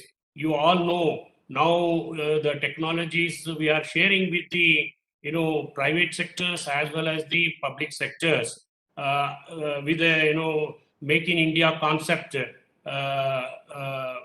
by expressing the express of interest. So a lot of people are coming forward, multinational companies and also the public sector, private sectors, though they are showing their interest to come forward for taking up the major missile and missile production, as well as during the design stage itself. So that was a welcome decision taken by our chairman, DRDO, Dr. Satish Reddy, and the government under the Askmentor Bharat. A lot of subsystems are getting developed within India so as to minimize the import content. So there is a one opportunity to all the private and public sector and other private firms for showing their excellence in their right from the taking up from design to development, testing, and rolling into the production. See, it's a missile systems are quite complicated. The technology involved in this are to be taken up by the firm and also the public sector in order to upgrade our technology and you give it to the users, particularly our Army, Navy, Air Force. And coming to the testing, quality assurance plays a very important role in the air launch systems. The air launch systems have been classified into Class A, Class B, Class C.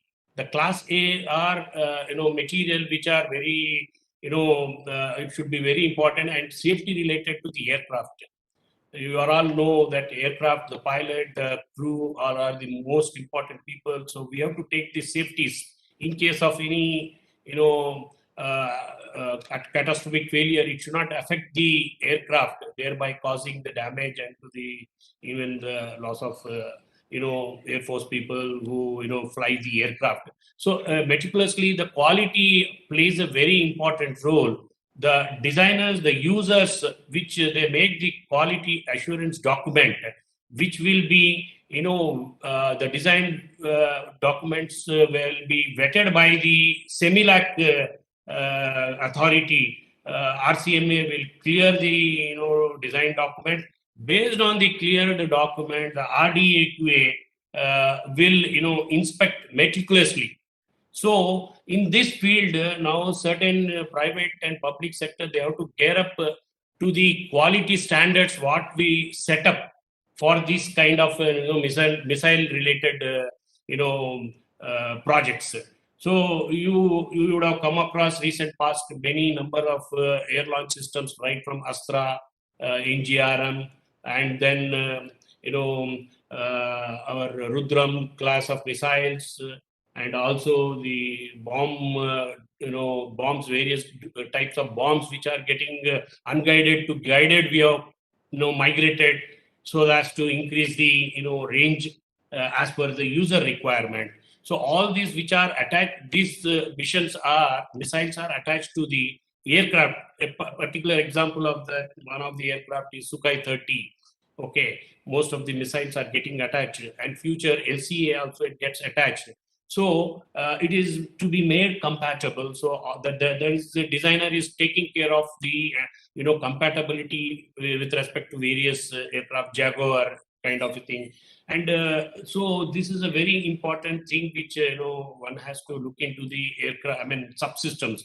And the quality assurance part, if you come and testing, the missile subsystems are to be rigorously tested for qualification levels one order higher than what the missiles are getting experienced, right from the vibration, shock, bump, and centrifuge, acoustic, EMIMC, EMP. All these tests are to be very rigorously conducted onto the subsystems, mainly like guidance packages, control systems, and then T-cube systems like telemetry, telecommand, and transponder. These systems undergo, and propulsion components, RCS, reaction control systems, which will undergo very rigorous quality, testing, quality level testing. Later, once it is getting qualified, the subsystem, the integration level, the quality, you have to look into it, that acceptance level criteria has to be met. So the assembly level will be subjected to one order less, the vibration levels and all, just to see the validate and verify the skillmanship of the individuals. Which way a quality person has to look into it, and he has to meticulously look into all the tightening of the fasteners, and then electrical connectivity, soldering. All those things will come out during the acceptance level. So the quality assurance test plan, which has to be prepared by the users, which will go meticulously, and the private, public sectors, they have to look into it, and then they have to minimize the failures, and also the skill band, they have to improve it so that no failures or no problems we encountered during our flight. Coming to the, your infrastructure requirements, by the, vendors or in the public sectors, they have to gear up, because presently most of the people, they don't have the infrastructure like vibration test facility and then bump shock, which will undergo all these missile systems, which they have to gear up so that's to minimize the dependency on the, our lab, because though we have all this testing machineries to qualify and then qualify to the MIL standard. So they have to gear up for the testing facilities, and even including the wind tunnel facility, which plays a very important role for knowing before flight that what will be the behavior, what will be the as per the system's requirement, are we able to meet the requirement to the required standard, the airframes are made, and then it is meeting all the mission requirement. The HILS facility, that is called hybrid in-loop hardware in-loop simulation, which is a very important test facility which we have, where you can test our mission on ground and at our test lab itself. Before flight testing, we can know all the parameters, whether the mission, the algorithms, the softwares, and the control systems are working well or not. We can validate using a two-target simulator, so as to see the complete integrity of the, guidance, control, and other subsystems. So we can sensors, the terminal guidance kind of a thing, we can check on ground in order to meet the mission requirement. So this is another facility which is a very important facility, which we not have much of industries they have.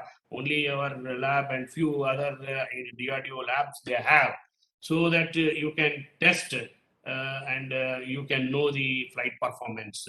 So the technology transfer is already taking place from our lab to various public sectors as well as, and one good move taken by the government is any EOI, if they express, then the committee scrutinize and then call for the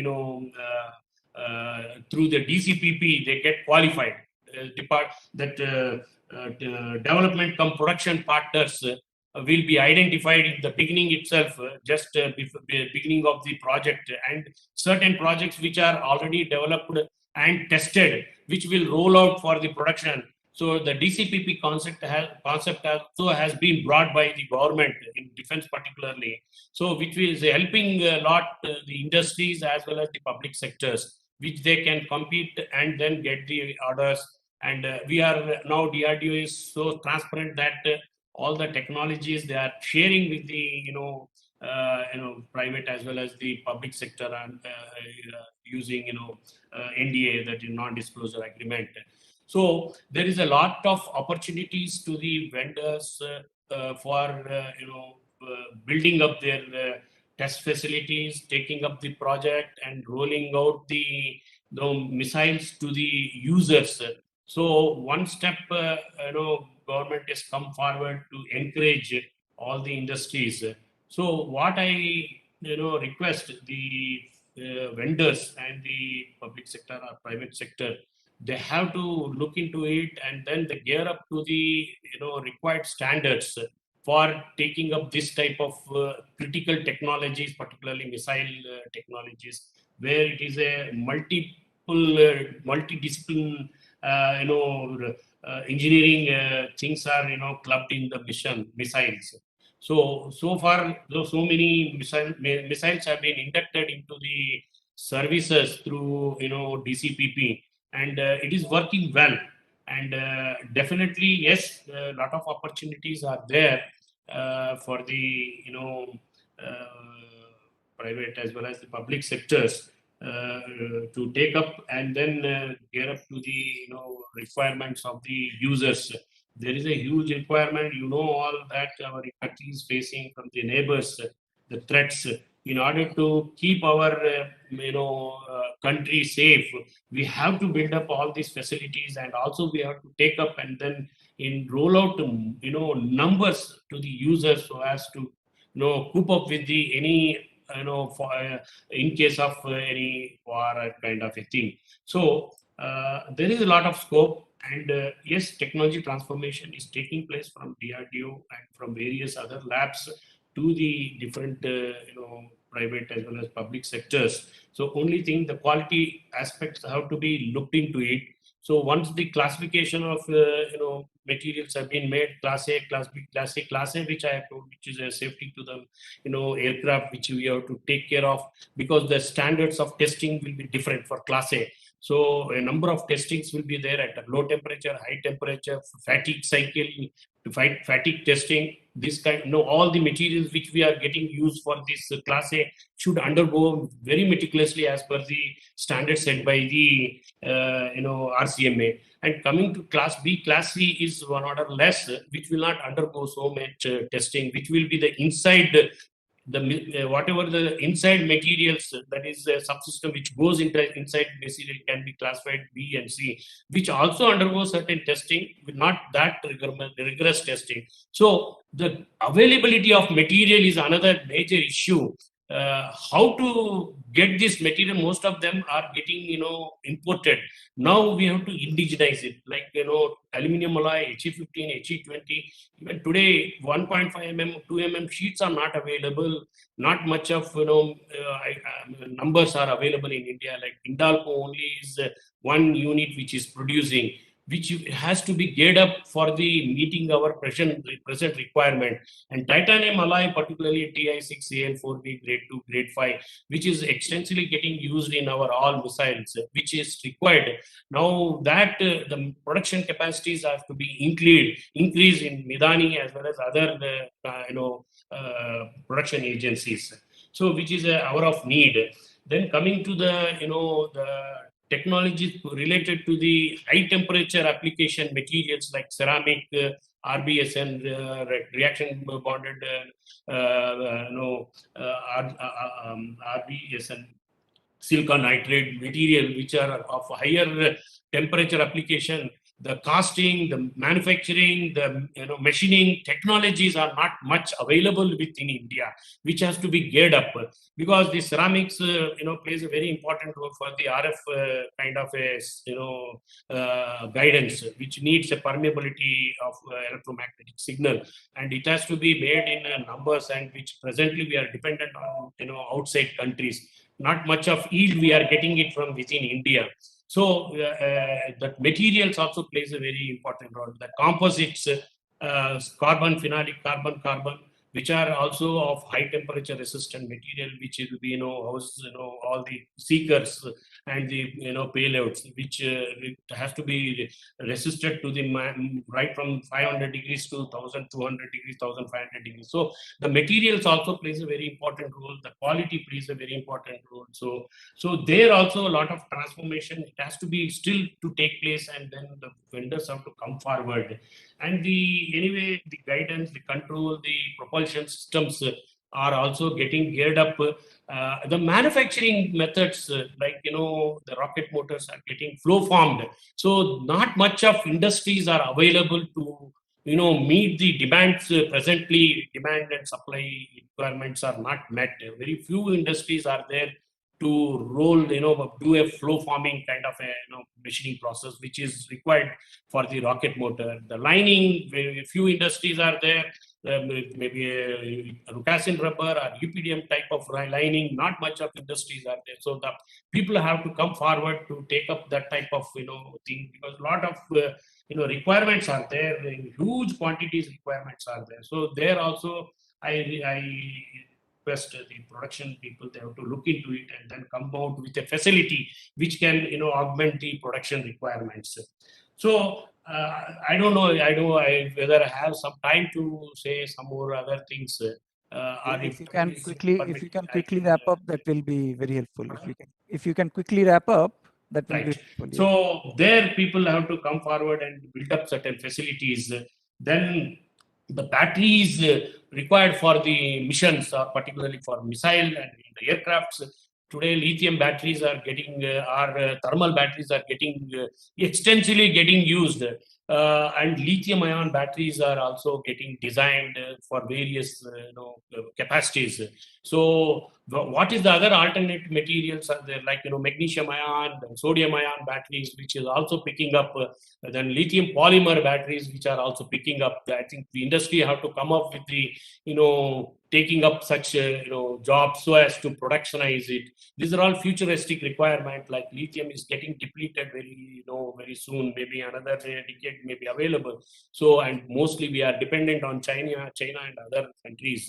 A few countries from lithium. So we have to gear up for the thermal batteries as well as the magnesium ion, sodium ion batteries, so as to keep up the production and meet the missile requirements. So these are the few things which I thought of telling it. Yes, DRDO is coming forward in a various ways like EOI, BCPP, and then productionizing it. Some numbers we are getting it made to train them, and then in the productions, the few people which are there right now, BDL, Adani, then Bharat Forge and EL, these are the people they have come forward and they are doing certain jobs, and they have taken up the 60-40 ratios, and we are parallelly developing two vendors to have a better competition, better quality, and to meet the production requirements. So with this, I end up my thing, and I once again thank the members of CIA for giving this opportunity. Thank you very much, Gopinath Garu. Thank you very much.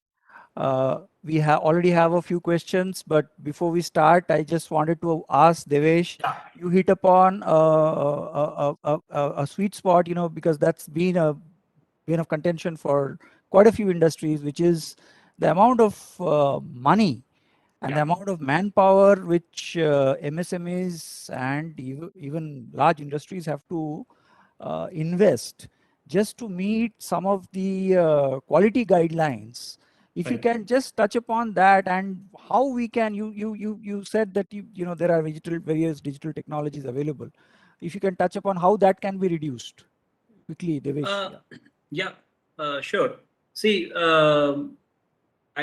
you're absolutely right that there is a lot of overhead, in financial terms, required for meeting the quality norms. One has to invest in the machinery, one has to invest in the manufacturing process or the design process also, and then subsequently with the quality assurance and quality control and the related documentation. So there is a lot of extra cost that one would bear, in order to service the requirements. Now there is no problem as such. I mean, when you do the business, you have to see the returns. You have to see that you are meeting the customer requirements, and there are no two ways about it. Because of the kind of volatility in the ordering cycle that happens, some small organizations find it hard to be able to retain adequate quality infrastructure, and people are always hard pressed for time. Okay, there are project delays, people have a cash crunch from time to time, and they need to get things done. At such point of time, the availability of inspectors or the availability of documentation to the inspectors, the inspector has to come to your place, he has to come in a car. There are a few other things that have to be arranged for, and all of this basically results in delays. Now, if there is a portal which is available from any organization, one could carry out physical and virtual inspections. In this day and age, we are able to carry out conference like this, where everybody participates and is able to discuss all the items in a very thorough and professional manner. There is no reason why quality control and assurance cannot happen through some kind of a portal-based system, which allows you to firstly submit the documents, which allows the company, the organization which is asking for quality assurance documents, to list down steps 1, 2, 3, 4, 5. You plug in the documents stage by stage against the 1, 2, 3, 4, 5, and using 1 or 2 or 3, maximum of 3 web meetings, you should be able to get the quality assurance activity completed. So, a small step like this will go a long way in increasing the transparency of the quality assurance process and significantly reducing the time. This would mean that I don't have to retain 10, 15 inspectors, but could maybe do with 5 and engage 1 or 2 good project engineers who would double up as the quality agent for the company to represent the company or the product manufactured in front of the organization. So more upskilling is required in this area. Yeah, thank you, Devesh. I think you have already answered a similar Yeah, question. he has answered, sir. Yeah, He has answered. So, in fact, all the quality norms, whatever quality documents which are required, is thoroughly, scrutinized, and it will be cleared by the SEMILAC, and it will be audited by the RDAQA. That is the procedure followed in our defense. Once, if they follow the document, first piece will have a lot of problems.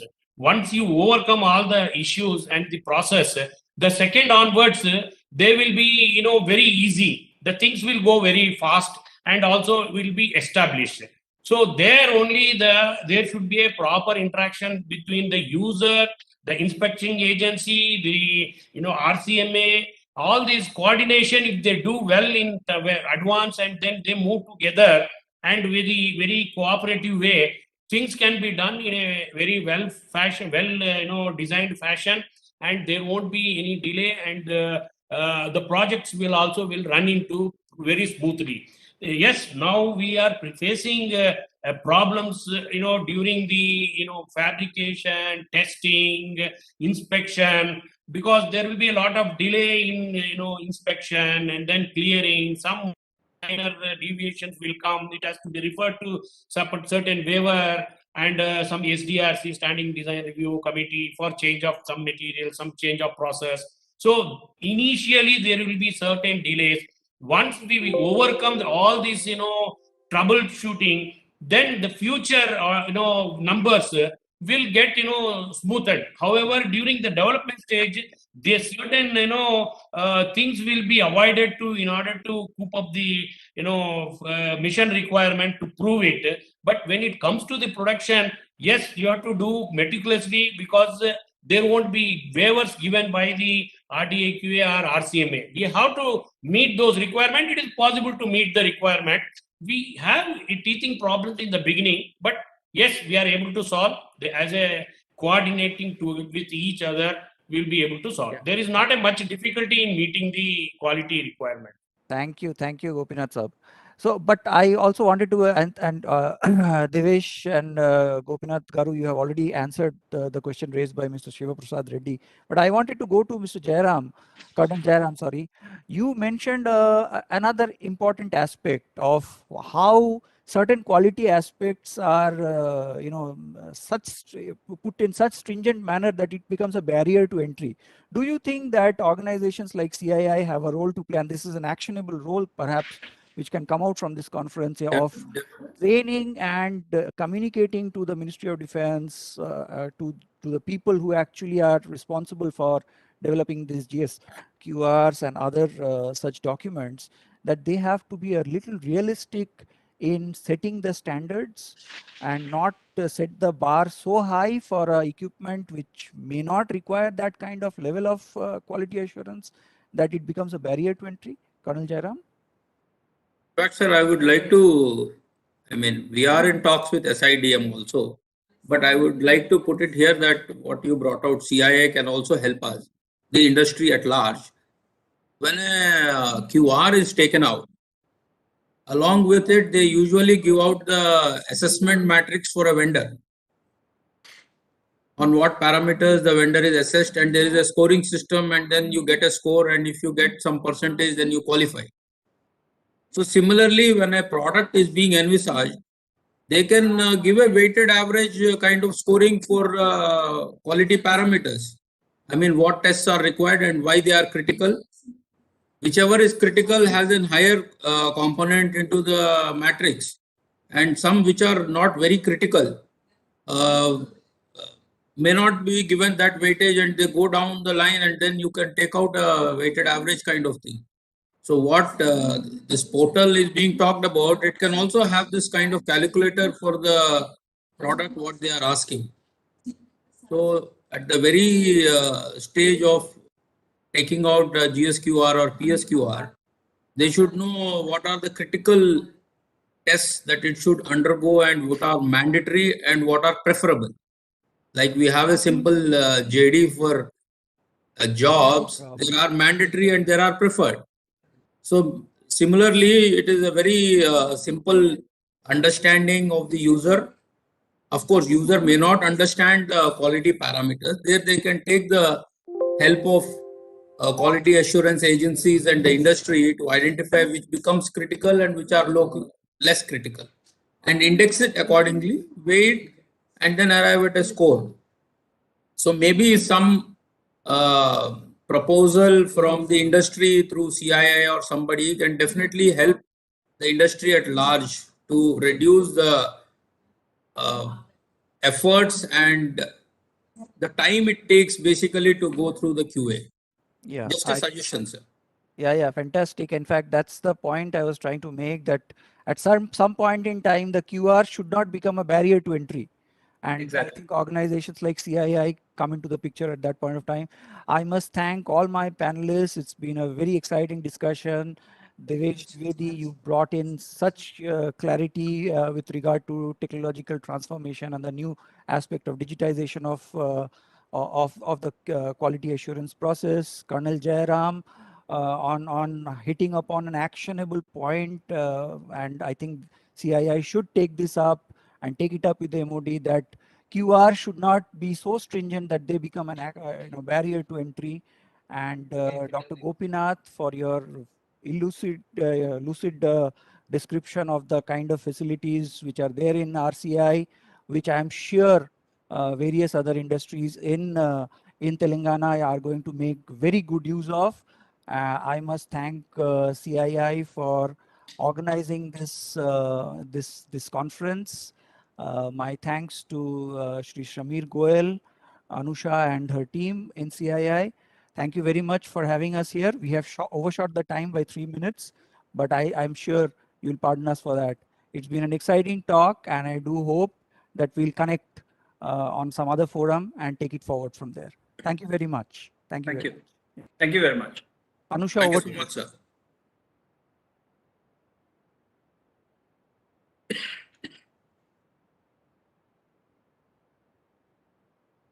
Dr. Bakchi, we have noted your suggestions and will take it up suitably. Mr. Devesh, Colonel Jairam and Gopinath sir, thank you for making time to address this important session, which is the need of the hour to all the stakeholders in defense industry. I'm sure there will be a lot of learnings and takeaways to all the participants from this session today. We now move to a fireside chat with the most vibrant person and veteran in Indian Army, Colonel Kuber, on strategy for defense export policy and practice. Mr. Sohil Patel, Director. Okay, Ms. Anusha, I'm signing it out. Yeah, sure, sir. My special good evening, sir, Dr. Subbarao Garu. Namaste. Namaste, Andy. Thank you. Thank you, sir. I missed out your name, sir. Sorry. Oh, what? No, don't worry. We're good friends otherwise too. Don't worry. Right, sir. Thank you. So nice of you, sir. Right, yeah. Sohil Patel, Director Sugosha Advisory, will moderate the next session. Thank you, Mr. Sohil, and over to you, please. Yeah, thank you, Anusha. Can you hear me? Yes, please, we can hear you. Okay, thank you so much. Very good afternoon to all. First of all, I would like to pay my respects on Vijay Divas to all the Indian Army veterans and the fallen heroes of the 71 war. It's always a challenge to conduct a session just before lunch, but we hope to get some interesting facts as we have one of the industry leaders in terms of defense policy and procurements, Indian Army veteran Colonel K.V. Kuber. So the topic for the session today for us in this fireside chat is defense exports and policies and practice. So while we celebrate the 75th Independence Day with the theme of Azadi Ka Amrit Mahotsav, let us take a look at where the progress is in terms of defense exports and self-reliance in the defense manufacturing side. As on date, the defense industry's production was about 84,760 crores as of 2021, out of which 17,200 crores was from the contribution of the private sector. Our defense export stands at around 9,000 crores over the last 3 years, which means we are exporting barely about 10% of our total production. There have been a drop in the last 2 years owing to the current pandemic and subsequent slowdown. So the defense exports actually grew from INR 15,000 crores in 2016-17 to an average of almost, like I said, 9,000 crores over the last 3 years. The share of the private sector here, surprisingly, is 8,000 crores in that 9,000. So it's almost 90% of the exports in defense comes from the private sector. Compare this with the overall production share of the private companies, which is just about 15-20% in the overall sector, which is a very worrying factor for the state-owned agencies in terms of having just a minuscule 10% share of exports while having a 90% share of actual production value. On the policy front, we've seen some recent reforms which have been welcomed by the industry, and it also shows in the growth of exports in the private sector. There were some recent tweaks to allow friendly foreign countries to use lines of credit or soft loans given to them to buy Indian defense equipment. Currently, this has been restricted to defense public sector units and ordnance factories, but we are hoping that this gets extended to the private sector as well. The export policy in India for manufacturing and exporting of components and equipments of critical defense platforms is categorized as dual-used items and technologies, are either completely prohibited or permitted under the license only. So these are governed by the overarching foreign trade policy, and also specifically for defense, comes under the SCOMET category of products. So the licensing procedure has been simplified by the DDP, and the entire process has now moved online.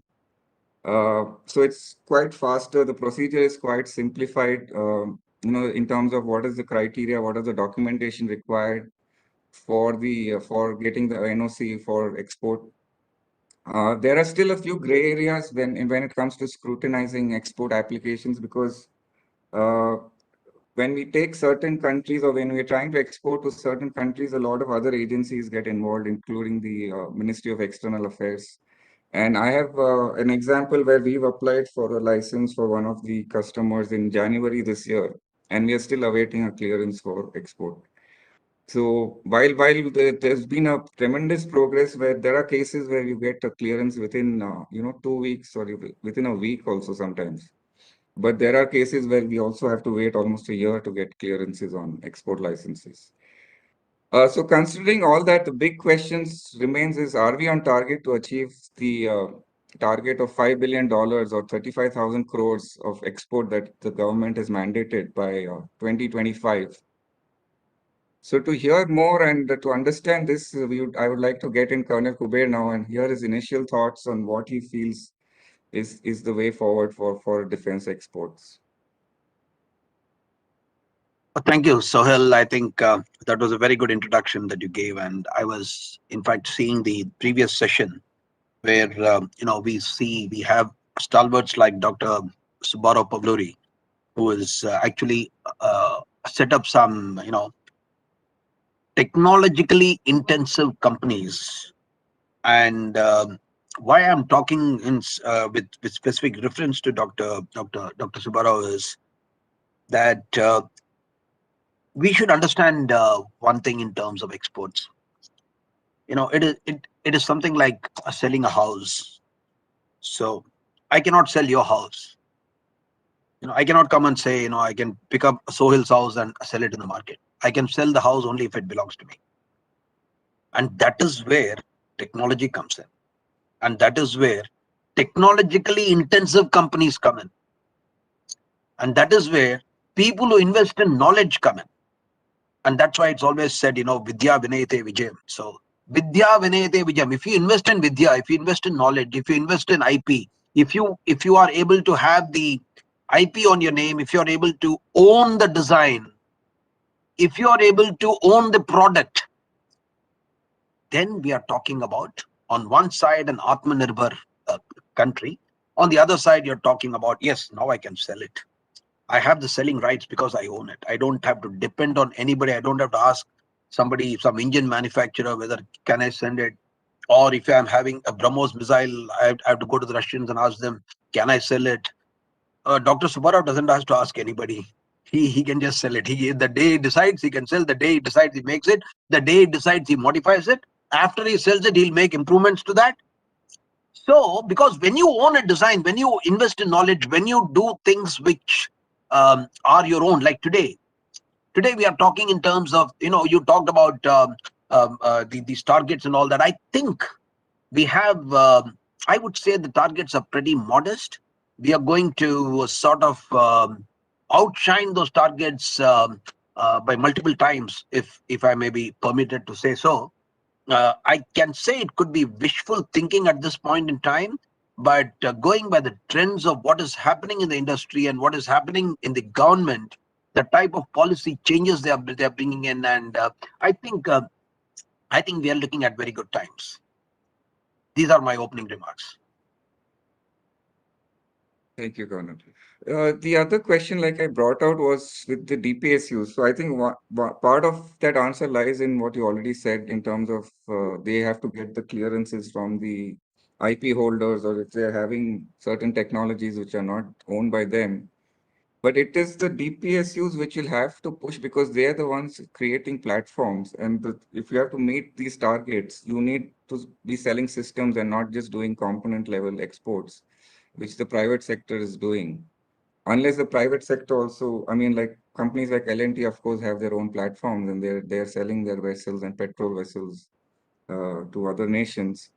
But even the DPSs will have to come on board and start, selling, because we've got clearances for the Akash missiles last year in November.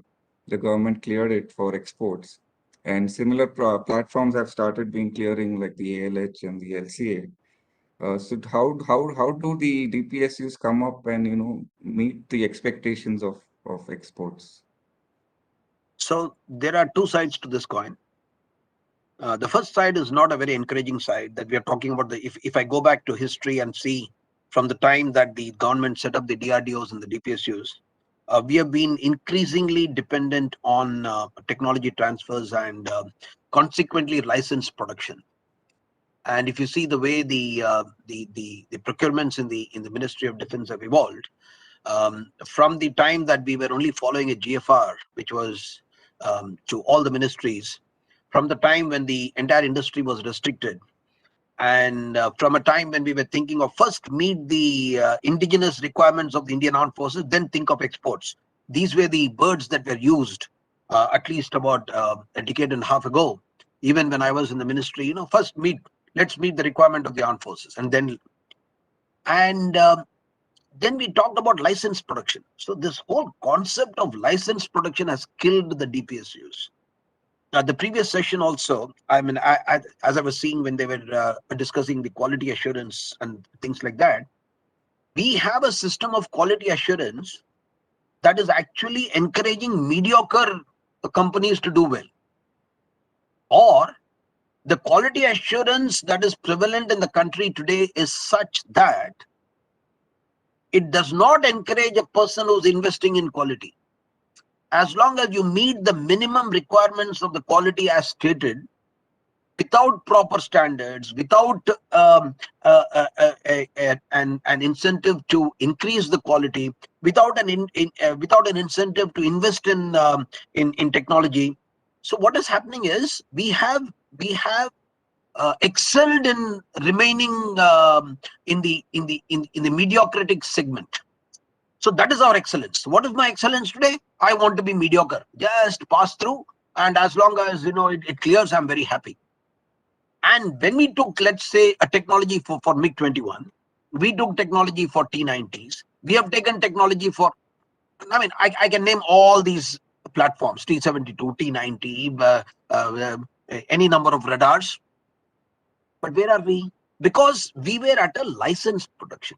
So they said you can produce only 200 numbers. 200 first number, come back to me and stand in the queue. But if you see the way HL Korva was, has come up, and when if you actually go to HL Korva and see the type of investment that they do, in fact, our engineers have found so many faults with the RD-33 engine and told the Russians that these are the faults. And after we tell them, we rectify them, but we pay them a royalty. That is the status we are in, because the country put us in the status. It is not the fault of the DPSUs. It was I believe, it was not a very proactive a government which thought a few years ahead. We were only trying to meet yesterday's demands. We didn't think of tomorrow's demands. Today we have already started thinking of tomorrow's demands. So therefore, on one side, that is the issue with the DPSUs, where is licensed production. You are chained, you were put under leash, and you were working under that. But today, we are talking about Pinaka being exported. Today, we are talking about BrahMos being a favorite in a few countries. Today, we are already seeing that HAL has participated in the trainer program of the US in a multi-directional contest, and also probably being the favorites. We are seeing the basic trainer aircrafts of HAL will be also going to the other countries. Today we are seeing in terms of the radars from Bharat Electronics going. We just saw an order, an export order for Bharat, one of the largest export orders for Bharat Electronics from Airbus Spain. We are so DPSUs are comes. Today we have started showing the platforms, and that also because of the proactive policies of the government. One man can make a difference. Many people think that, what difference does it make if I do? You can make a difference today. If we decide that I want to make a difference, I can make a difference. And therefore, one man making a difference, one government making a policy, one government saying that, I want you to achieve 35,000 crores. At that time, it was looking as though, it's not achievable. But today I'm finding that with all these platforms coming in, and from Philippines, from Maldives, from Indian Ocean region itself is looking very promising for most of the platforms that we may like to give. Our LCA is looking pretty promising. You just have to get the first breakthrough, and so I think we are there. And of course, private industry, I don't even have to talk about them, because today we are seeing the emergence of the private industry in a manner that has never happened before. Also due to the policy incentives that have been given, the type of encouragement that's been given to the private sector, the earmarking of, they say 70,000 crores earmarked for the domestic industry, out of which 15,000 crores earmarked for the private sector. You see, these are very big announcements. And when these things happen, companies like, Adani, Bharat Forge, L&T, I mean, they are there. The big guys are there, and we are going to see these technology intensive companies like ATL, Anant, VEM, Newcon. Alpha Design. So there are a number of these companies, and I will not be able to name just a few. Dynamatics. So many of them out there. And if you go around Hyderabad, I think you will find what they say in Telugu. Adugeste dorukutundi. So you just have to put one step forward, and you'll find so many companies over there. So that's, I think, a very encouraging sign. Yes. So coming back to the other question on the other side on policies. So when we talk about import exports, there is a general exempt policy under which most of the equipment fall under. There is no specific import export policy for defense, while we have a defense clearance as a separate entity. But in terms of the benefits in terms of taxation, excise, duties, all that comes under the general exempt policy. So do you think there has to be a specific policy just for defense and defense to promote defense exports, or the whatever benefits the other industries are getting, we should be okay with that? So you see, today we are talking in terms of defense diplomacy. We are talking in terms of military diplomacy, and we are already talking in terms of our ships taking port calls. We are seeing a number of visits being exchanged on various fronts. As we talk, I think the Defense Minister of France, Florence Parly, is in India talking strategy. We are going to talk about the maritime strategies and how this AUKUS will figure in, and how France and India can collaborate in this forum. And while you talk about what is the meaning of exports? Exports is a mechanism by which two countries or one country to a multiple countries, one is to many mapping, in which you sell your confidence first and then sell the systems. And that confidence is being built up today by the government. And I can only give you an example of the United States national security concerns. In the United States, national security concerns are national policy. And they have a strategy in terms of a mechanism for streamlining exports. And they have what is called as the Defense Export Steering Committee. And we have we have a Defense Exports Steering Committee, and we are doing a lot of work on this. But in the United States, what they have is what is called as an Export Credit Agency, and it's a government-driven financial vehicle to facilitate long-term, in terms of exports, goods, equipment, and all that. So formerly, what used to happen was the Exim Bank of the US, which is an extension of the Treasury, the US Treasury, they used to stand guarantees as a bank or as financial institutions that anybody who purchases the Boeing aircrafts and large chunk was going in the purchase of Boeing aircraft itself, and US has been doing as a non-funded activity on one side. So if there was any default, the US Treasury would step in and make good. Now, do we want to go that far? I'm not too sure, because I think our industry may not see a default at this point in time, because we are still taking the first steps. Default comes in, when you have large number of exports and you're not able to meet some of them. And maybe at that time you have to worry about putting some of these guarantees at the back. But as it stands, I think the Indian Exim Bank also today, if you see, they followed what the Indian Exim Bank does is it follows the Japanese model of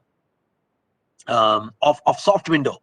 So there is a line of credit, there is a backstop by the government of India when the lending is done, and then this is we are all talking in terms of sovereign guarantees when such things happen, and therefore through international bonds and these sovereign guarantees through international bonds, if there is a default, the government of India will step in, and that's where the liaison between the collaboration between the Ministry of External Affairs and the Ministry of Defense, I believe, is pretty strong. And I find many times in most of these visits, I also find that it is a grouping. It is not just either the defense or the external affairs. It is between the external affairs and the defense that is happening, and that's a very encouraging sign.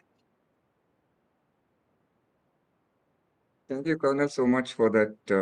It's always inspiring to hear your words, and we could go on chatting, I think, more, but I think we're running out of time. So I think God, I didn't realize. Sorry. Yeah. Based on what we've discussed, I think we are going to achieve those targets, and the industry should not lose heart in terms of what's been recently happening, but look to the future, and we will achieve those export numbers. So thank you so much for your thoughts. And over to you, Anusha. Thank you. Thank you, sir. Yeah, thank you, Mr. Colonel Kubera Saab. You are eloquent as usual.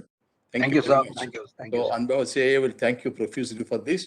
And Thank you, sir. as you mentioned, the mediocre part of that is what is exactly happening in many of the things when the government is dealing with issues. It is only the the L1 that is mattering in many of the cases. It has to be the T1 also, that That's right. technology and the both the price should go together.